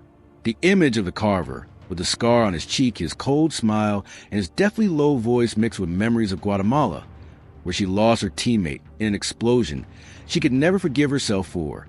As she reached the side entrance, Laura Hayes was already there, her Jeep Cherokee parked discreetly behind some dry bushes. Laura stepped out, holding a small backpack that contained a gas can and kerosene, her eyes lighting up when she saw Emily. "You arrived just in time," Laura said, her voice urgent. "I just overheard on the unencrypted police radio, so I know Dalton doesn't want to hear this. There's a big truck moving from the copper mine right now. We need to get into the tunnel before they hit the junction." Emily nodded, jumped off the Ninja, and checked her Glock. "We've got a situation," she said, her voice dropping. "The Carver just showed up at the gas station. He's the one behind it all, not just Dalton or the Vipers. He's a cartel boss I faced off against in Guatemala." Laura paused, her eyes wide with shock. "The Carver?" she repeated. "I've heard that name in some old reports, a guy who's into drug and human trafficking. Ruthless enough that even other cartels fear him. Are you sure it's him?" "Absolutely," Emily replied, her gaze as cold as ice. "And if he's here, then this shipment isn't just chemicals. It could be people too. We have to stop them right now." Laura nodded without hesitation. She opened her backpack and pulled out 2 bottles of gasoline and a bottle of kerosene. "All right," she said. "Let's go. I'll set the trap, and you lead the way." Emily pushed open the wooden door of the side entrance, leading Laura down the tunnel. The damp air and the smell of old earth filled their noses, but Emily's small flashlight cut through the darkness, illuminating the narrow path that led to the main junction. They moved quickly, their footsteps light yet firm, each of them aware of the time slipping away. After about half a mile, the tunnel opened up into a large junction that Ellen called the middle station. Rough stone walls surrounded a spacious area about 20 yards wide, with 2 large exits at either end and a few smaller side passages leading outside. Emily stopped and signaled for Laura to set down the backpack. "Here," she said, "pour gasoline along the eastern exit where they'll be coming through. I'll place the kerosene in the middle to create a big fire when we need it. When they arrive, we'll light it from the side path, cutting off their escape route." Laura nodded, starting to pump gas as instructed, the strong smell of chemicals filling the air. Emily opened a can of kerosene, spreading in a circle at the center of the intersection, her eyes constantly scanning the darkness. But before she could finish, a sound echoed from the west exit, a low rumble of a truck engine, accompanied by heavy footsteps and the cold voice of the carver. "Faster," he commanded, his deep voice echoing through the tunnel. "Dalton wants his shipment out of here before anyone catches a whiff of trouble." Emily and Laura pressed their bodies against the wall, turning off the flashlight. Through the darkness, they saw the headlights from the truck shining at the intersection, and the carver stepped out, still in his black suit, holding a lit cigar. Behind him were Jake, Razor, Sullivan, and Cutter, along with 4 other Vipers, all armed with handguns. But what sent a chill down Emily's spine wasn't the weapons. It was a faint whimpering coming from the back of the truck, the sound of a person trapped inside. Laura whispered, her voice trembling with anger. "They're trafficking people," she said. "Oh, God, we have to stop them." Emily nodded, her hand tightening around the Glock. "Wait for my signal," she whispered. "When I light the flare, you shoot the truck's tires. We'll throw them into a panic, then rush in to save the people." The carver stopped in the middle of the intersection, his gaze sweeping through the darkness as if sensing their presence. He flicked his lighter, lit a cigar, and flashed a cold smile. "I know you're here, Carter," he said, his voice steady yet menacing. "You can't hide forever." Emily stepped out of the shadows, her Glock aimed straight at him, her eyes blazing like a fire. "I'm not running," she said. "This time, I'm going to finish you." The light from the carver's cigar flickered in the darkness of the Midway, the main junction in the tunnel system beneath Redstone Valley, casting shadows across his scarred face and cold smile. Emily Carter stood opposite him, her Glock 19 aimed directly at his chest from about 15 yards away, her eyes blazing with determination and haunted memories from Guatemala. Laura Hayes crouched behind a large rock to the left, her grip tight on her pistol, her breath quickening but her gaze steady. A faint whimper from the back of the truck behind the carver echoed like a reminder that this was not just Emily's personal battle, but the lives of those trapped inside. The carver tilted his head, the cigar in his hand glowing red as he took a long drag, white smoke curling up in the damp air of the tunnel. "You're still as stubborn as ever, Carter," he said, his voice deep and smooth like velvet, but laced with menace. "Guatemala was a lesson I thought you'd learn to fear, but it seems I have to teach you again." Emily stood her ground, her finger lightly resting on the trigger, but she hadn't pulled it yet. It wasn't the right moment. "You don't get to teach me anything," she replied, her voice as cold as ice. "You've only killed my teammates, innocent people, anyone who gets in your way. But this time it's different. This is Redstone Valley, and you won't get away." Jake, Razor, Sullivan stood next to the carver, his hand tightly gripping a handgun, his eyes blazing with rage from the times Emily had taken him down. "Let me take care of this little girl," he growled, stepping forward. But the carver raised a hand to stop him, his gaze never leaving Emily. "Don't rush," the carver said, his voice steady. "She wants to play, so we'll play with her." He turned to Cutter, the guy smoking near the truck, and ordered, "Open the back. Let her see what she's fighting for." Cutter nodded, walked to the back door of the truck, and pulled the latch. The door creaked open, revealing about 10 women and children huddled in the darkness, their hands and feet bound, their mouths taped shut. Their whimpers grew louder, a desperate sound that made Laura clench her fists, while Emily felt her blood boil. This was her greatest fear, not just drugs, but human trafficking, just like the carver had done in Guatemala. "See, Carter?" The carver said, his smile wider than ever. "This is business. The goods are valuable, and Redstone Valley is a perfect stop. You can't save them, just like you couldn't save your own team." His words cut into Emily's heart like a knife, but she turned the pain into strength. "You're wrong," she said, her voice trembling with anger but still composed. "I will save them, and I will put an end to you." She gave Laura a subtle glance, a signal they had agreed upon earlier. Laura didn't hesitate. She burst out from behind the rock, firing 2 shots into the front tire of the truck. The explosion echoed. The tire deflated with a hiss, and the vehicle tilted to one side, sending the Vipers into a panic. At the same time, Emily pulled a lighter from her jacket pocket, a tool she always carried since her SEAL days, and ignited the pool of kerosene she had spread earlier. The flames erupted with a fierce whoosh, creating a 5-foot wall of fire that cut across the intersection, separating the Carver and Jake from Cutter and the truck. "Damn it!" Jake shouted, raising his gun to shoot, but the smoke from the fire made him cough violently, disorienting him. Cutter charged toward the truck, trying to drag one of the victims out as a hostage, but Laura fired another shot into his shoulder. Cutter screamed, collapsing, blood pooling on the stone floor. Emily dashed through the flames, her body gliding through the searing heat with the agility of a SEAL who had faced worse situations. She locked her sights on the Carver, who stood frozen amidst the chaos, his gray eyes fixed intently on her. He pulled a curved, razor-sharp dagger from beneath his suit jacket, his weapon of choice from Guatemala, and charged at her, faster than she had anticipated. She leaned to the side to dodge the first swing, the blade slicing through the air less than an inch from her neck. She countered with a punch to his gut, but the Carver only took a step back, a grin still plastered on his face. "You're faster than before," he said, his tone steady even though his breath was coming in quicker, but not fast enough. He attacked again, the blade aimed at her chest. Emily rolled to the side, kicking hard at his knee, making him buckle. She lunged forward, locking his arms from behind and twisting his wrist until the knife clattered to the ground. But the Carver was not easily subdued. He spun around and delivered a powerful punch to her jaw, sending her reeling.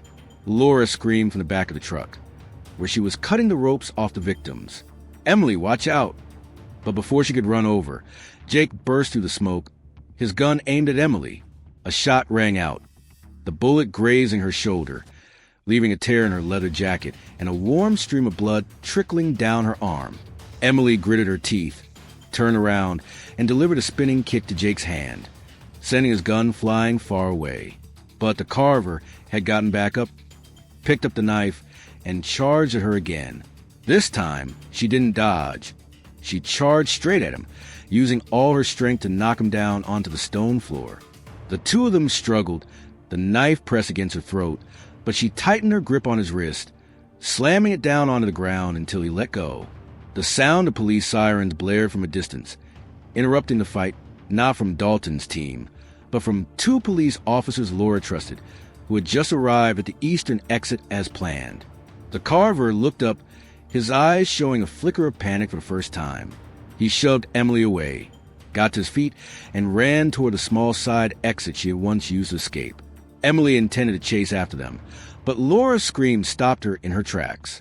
Emily saved them first. Laura was pulling the last victims out of the truck, smoke and flames spreading through the tunnel.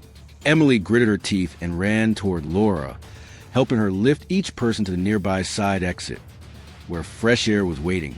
As they stepped outside, the moonlight illuminated the terrified yet grateful faces of the victims. Laura held a young girl close, her eyes glistening with tears. Emily stood there, her breath heavy, blood trickling from her shoulder, her gaze fixed on the tunnel where the Carver had escaped. "He's gone," she said, her voice hoarse. "But I will find you." Laura placed her hand on her shoulder, her voice steady. "We can save them," she said. "That's our victory today. But I know this isn't the end." Emily nodded, her memories of Guatemala blending with a newfound determination. "Not yet," she said. "But next time, I'll be more ready." The moonlight faded over the sky of Redstone Valley as the first brilliant rays of dawn pierced through the red rocks, painting the Arizona desert in a warm orange hue. Emily Carter stood outside the side entrance of the tunnel system, her shoulder bleeding from a graze by a bullet fired by Jake, Razor Sullivan. But her gaze remained fixed on the recently rescued victims.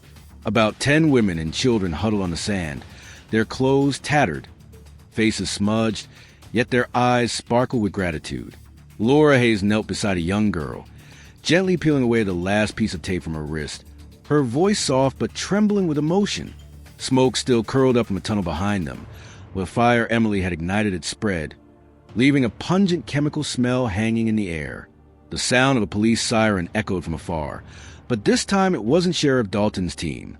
2 patrol cars glided in, their flashing blue and red lights slicing through the stillness. 2 officers, the ones Laura trusted, stepped out, their eyes widening in shock at the scene before them. "Oh my God," one murmured, hand resting on his gun but not drawing it. "What the hell happened here, Hayes?"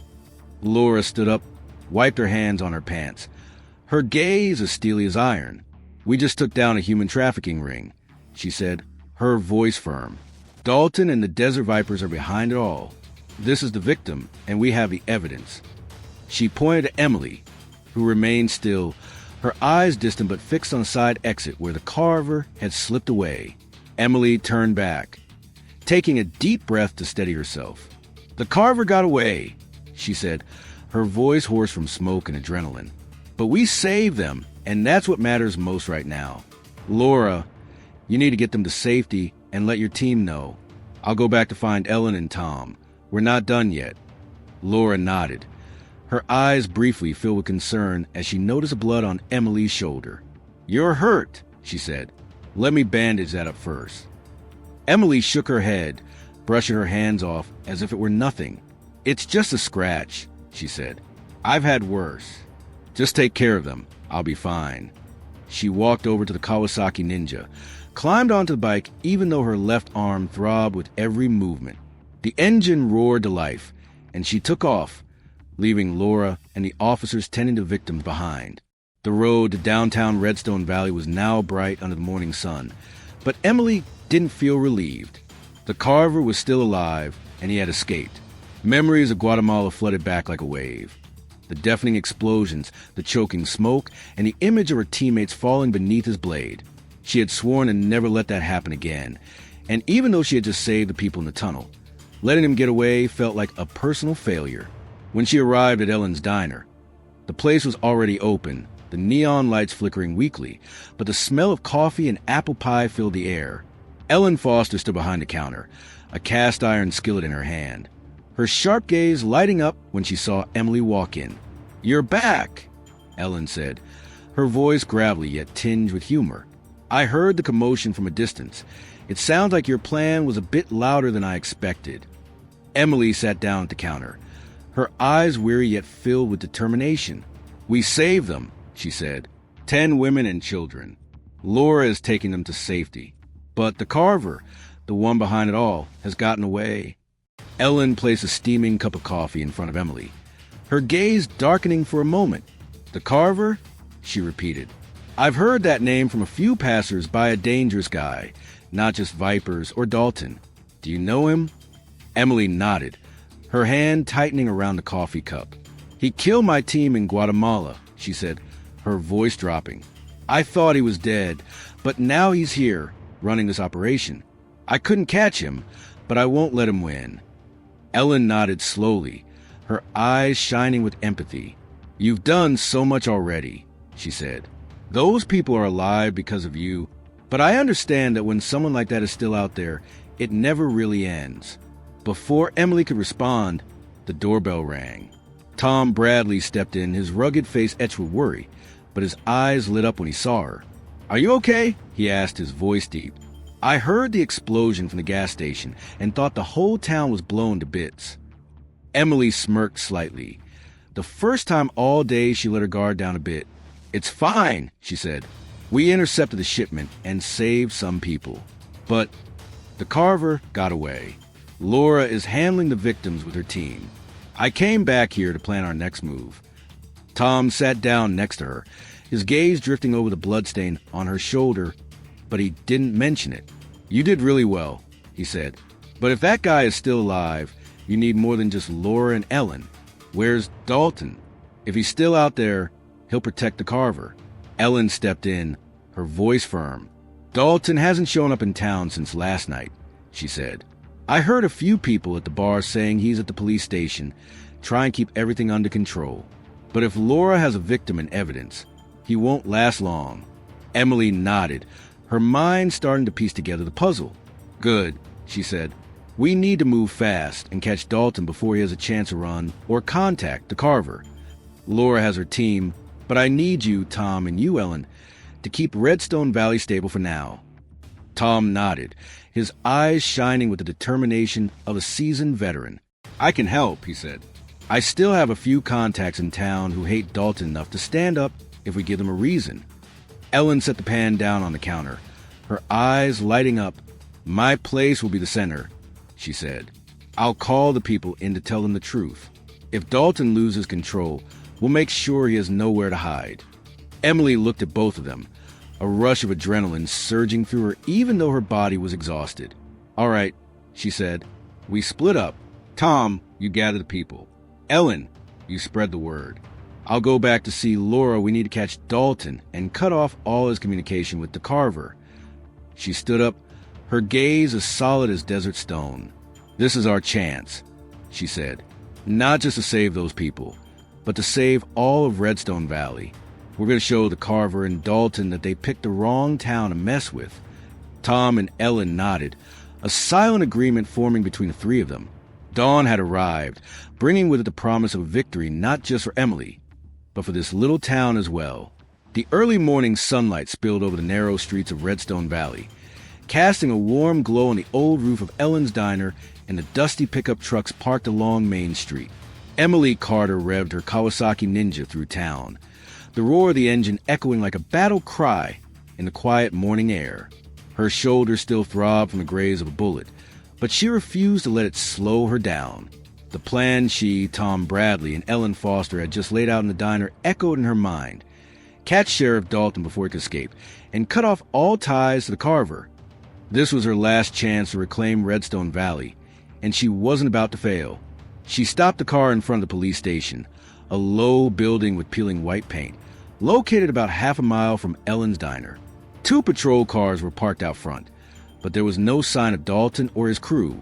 Emily got out, checking the Glock 19 tucked behind her back, her eyes scanning every corner of the windows, the roof, even the nearby dry bushes. The habits from her SEAL days never left her, and today, they were more crucial than ever. The sound of an engine roared from behind, and Emily turned to see Laura Hayes' Jeep Cherokee gliding in. Laura stepped out, her eyes weary yet determined, clutching a thin folder in her hand. 2 of her trusted officers, a tall, lanky guy named Mike and a shorter one named Sam, followed closer behind, both armed and sporting steely gazes. The victim is safe, Laura said, her voice hoarse from lack of sleep. They're at the county hospital, under protection of state police. I have their statements enough to nail Dalton for trafficking and racketeering. Emily nodded, her eyes lighting up with hope. Good, she said. Tom and Ellen are rallying the crowd. If we can catch Dalton now, we can wrap this up before the Carver gets back. She pointed at the police station. Is he in there? Laura nodded, her eyes momentarily tense. According to Mike, Dalton arrived here early this morning. Probably cover up everything after the incident in the tunnel. But he's not alone. There are at least 3 loyal cops with him inside. Emily smirked slightly. 3 people isn't a problem, she said. But we need to hurry. If he gets in touch with the Carver, everything will fall apart. She turned to Mike and Sam. You 2 block the back exit. Laura, you follow me to the front door. We're going to take him alive. He needs to face the law. Mike and Sam nodded, drew their guns, and quickly moved toward the back of the building. Emily and Laura approached the front door, Laura raising her badge even though her hand trembled slightly. Emily pushed the door open, stepping inside with her Glock ready in hand. Inside the police station was a small space, cluttered with a few desks piled high with paperwork, and a hallway leading to the back. A low voice echoed from the end of the hallway, Dalton's voice, tense and filled with anger. I don't care what Cutter says. Dalton shouted over the phone. The shipment's a bust, and the Carver is going crazy. You need to find that girl and deal with her now. He paused, his eyes briefly filled with panic as he saw Emily and Laura walk in, their guns aimed directly at him. Put the phone down, Dalton, Laura said, her voice icy cold. It's all over. We have a victim, testimonies, and evidence. You're being arrested for human trafficking, corruption, and colluding with the Desert Vipers. Dalton, a large man with salt and pepper hair and a face flushed with anger, stood frozen, his hand still gripping the phone tightly. 3 other police officers in the room drew their guns, but Emily acted first. She rushed forward, delivering a powerful kick to the hand of the nearest guy, sending his gun flying away.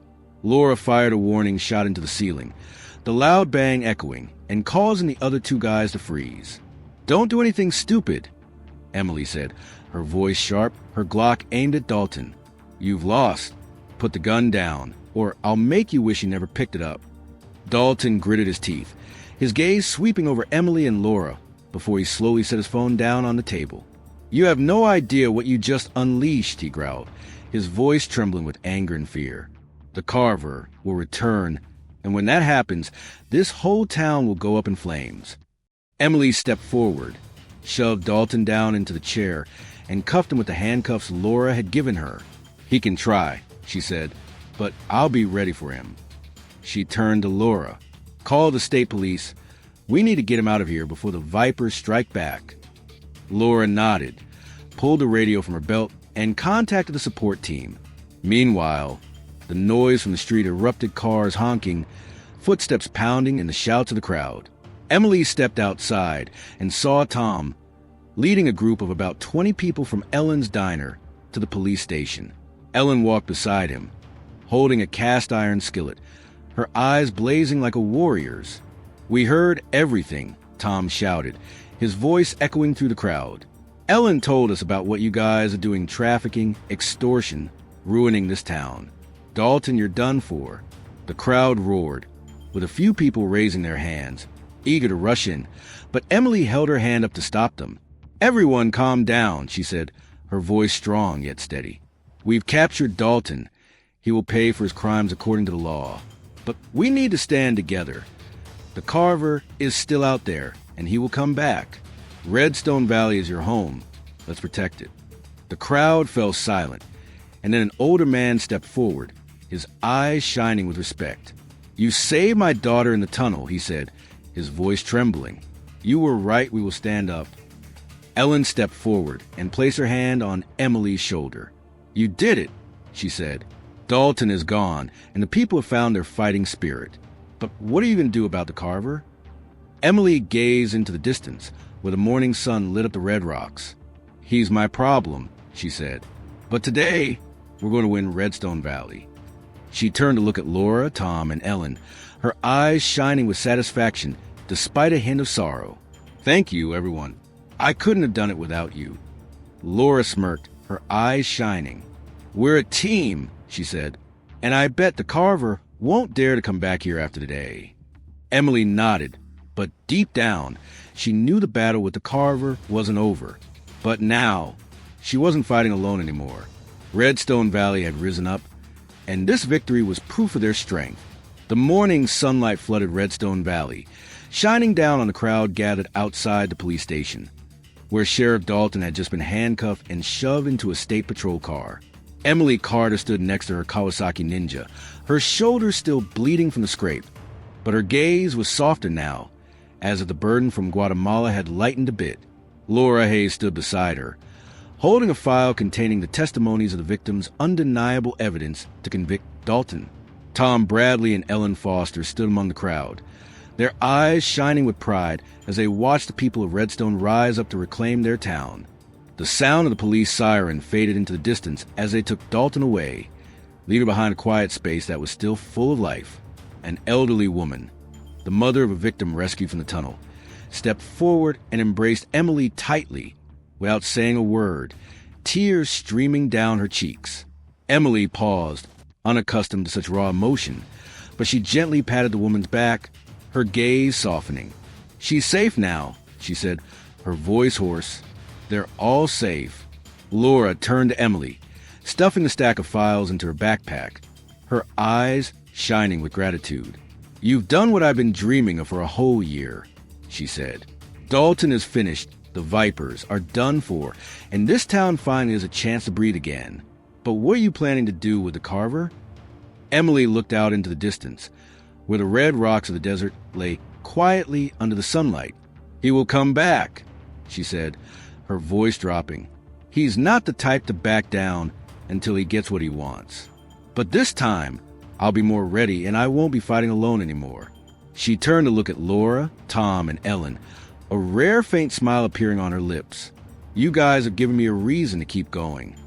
Tom stepped forward, placing his hand on her shoulder, his eyes shining with the respect of a veteran PJ who had seen warriors like her in action.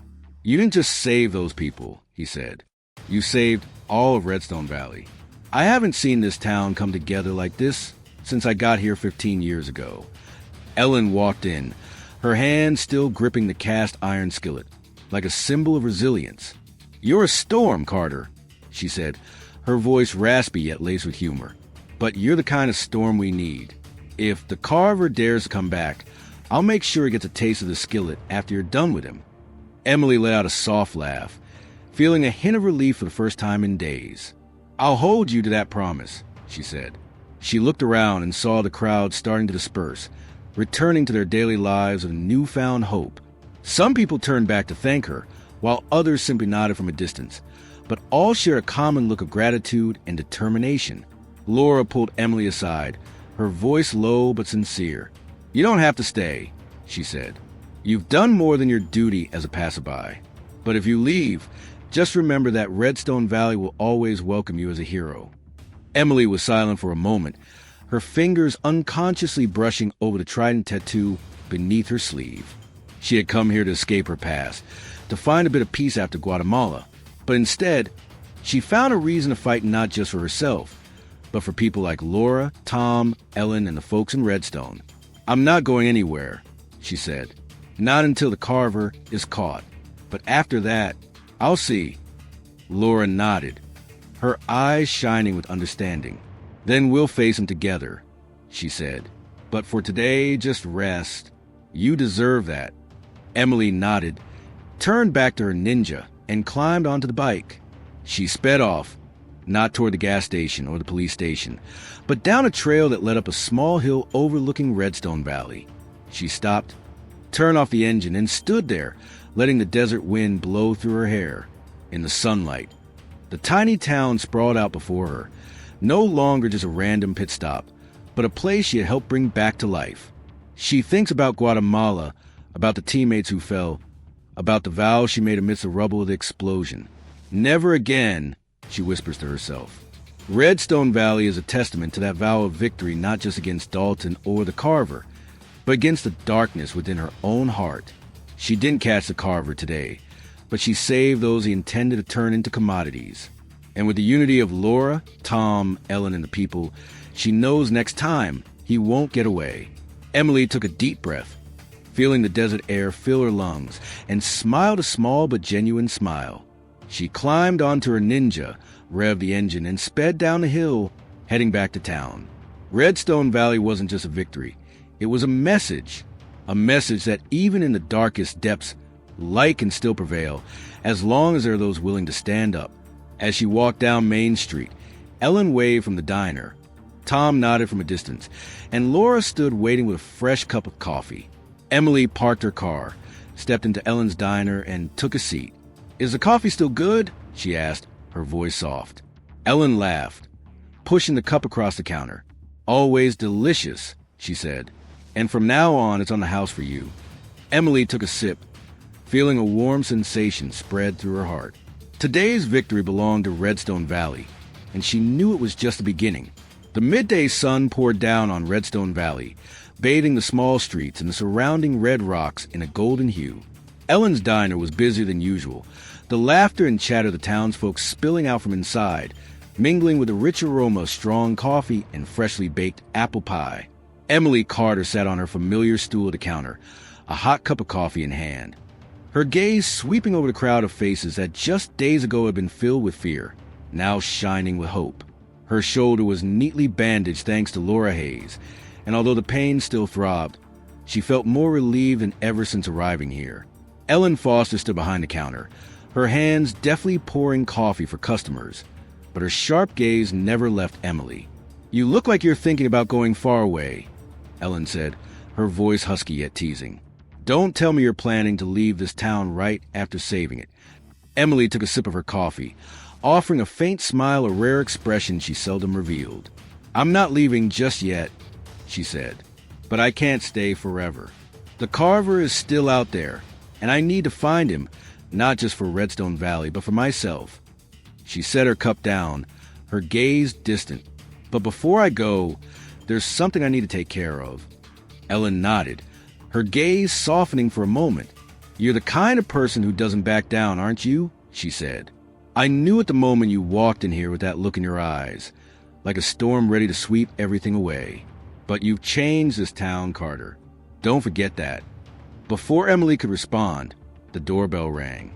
Tom Bradley walked in, his weathered face lighting up when he saw her. He wore an old but clean shirt, as if today was a special day. I heard you were here, he said, sitting down next to her. Laura just called. The state police took Dalton to Tucson. He won't be getting out of jail for a long time. Emily nodded, a sense of satisfaction spreading within her. Good, she said. So Redstone Valley is safe at least for now. She turned to Tom, her expression serious. You and Ellen have done more than I expected. I'm not used to working with a team, but you all have changed my mind. Tom smirked, his eyes shining with the pride of a former PJ. You're the guide, he said. Ellen and I are just following along. But if you're going after the Carver, let me know. I still have a few tricks from my Air Force days to help out. Emily nodded. But before she could say anything more, Laura Hayes walked into the cafe, her eyes lighting up at the sight of all three of them. She was in her deputy sheriff uniform, the badge gleaming on her chest, but her face still showed the signs of a sleepless night. I just spoke with the state police, she said, sitting down next to Emily. They found more evidence at the station documents, cash, and a contact list of Dalton's with the Carver. We're not just catching Dalton. We're paving the way to take down his entire network. Ellen poured a cup of coffee for Laura, her eyes lighting up. So we hit the jackpot, she said. But I bet this girl isn't planning on taking a break. Right, Carter? Laura turned to Emily, her eyes briefly filled with worry, but brimming with trust. What are you planning to do next? She asked. The Carver got away, and I know you're not the type to give up. But you don't have to do this alone. We're here for you. Emily was silent for a moment, her fingers gliding over the rim of her coffee cup. She thought about Guatemala, about the teammates who had fallen, about the vow she made amidst the rubble. Redstone Valley had given her a victory, but the Carver was still the ghost she needed to confront. I'm not doing this alone anymore, she said, her voice low but steady. But I need to go not just to find him, but to stop him from doing what he did here all over again. I just got word from an old friend in the military. They want me to lead a special task force against the cartel. I'm in. Laura furrowed her brow, her eyes widening in surprise. A special ops team? She asked. You left the SEALs to do this? Emily nodded, her eyes shining with determination. SEAL is my past, she said. But what I've learned here, working with you all to save Redstone, is my future. I'm going to use it to hunt the Carver and others like him, not just here, but everywhere. Tom nodded, his eyes lighting up with respect. You were born to do this, he said. But before you go, you have to promise to come back and visit us. Redstone Valley won't forget what you've done. Ellen walked in, placing a warm apple pie in front of Emily. And bring that hungry belly, she said. You can go anywhere, but don't forget my coffee and pie. Emily let out a soft laugh, a warm feeling spreading through her heart. I promise, she said. She looked at all three of them, Laura, Tom, and Ellen, who had become her teammates in just a few short days. But before I go, there's one last thing I need to do here. She stood up, left the cafe, and revved her ninja out of town, heading down a dirt road that led to a small farm about 10 miles from Redstone Valley. When she stopped her bike in front of the old wooden gate, the sunlight shone on a little house with a tidy lawn and an American flag fluttering in the breeze. She took a deep breath, walked up the door, and knocked firmly 3 times. The door swings open, and a middle-aged woman appears, Maria Lopez, her gentle yet watchful eyes taking in the scene. How can I help you? She asks, her gaze sweeping over Emily's leather outfit and sharp demeanor. Emily stood tall, her voice soft yet firm. "Mrs. Lopez," she said, "I'm Emily Carter. I serve with your son Miguel in Guatemala. I'm here to say I'm sorry and to thank you." Mrs. Lopez paused, her eyes welling up at the mention of her son's name. She opened the door wider, gesturing for Emily to come inside. "Come in," she said, her voice trembling. "I want to hear about him." Emily walked in, her gaze sweeping over photos of Miguel on the wall. From his childhood to the day he received his SEAL badge. She sat down, took a deep breath, and began to speak about Miguel's bravery, about how he sacrificed himself to save her and the team. She pulled a small box from her bag, opening it to reveal a Navy Cross medal gleaming in the light. "This is Miguel's," she said, handing it to Mrs. Lopez. "He deserves it for saving us. I promise I won't let his sacrifice be in vain." Mrs. Lopez held the medal, tears streaming down her cheeks.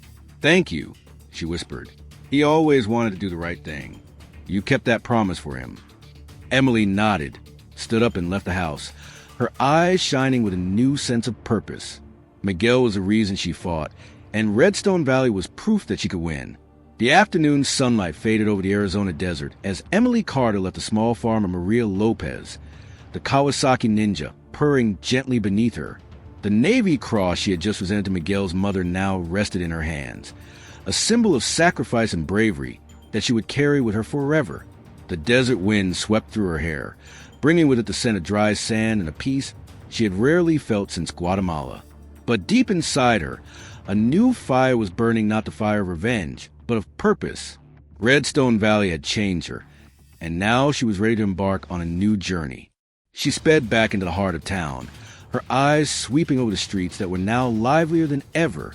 The people of Redstone Valley bustled along Main Street, some waving at her, their bright smiles replacing the fear that had once loomed over this place. As she parked in front of Ellen's diner, the neon lights flickered weakly under the sky, turning orange, and the sounds of laughter and chatter spilled out like a melody of life. Emily stepped inside, the bell jingling as she entered, and her gaze immediately landed on Laura Hayes, Tom Bradley, and Ellen Foster, the trio who had become her indispensable teammates. Laura sat at the counter, a cup of coffee in front of her, her eyes lighting up when she saw Emily.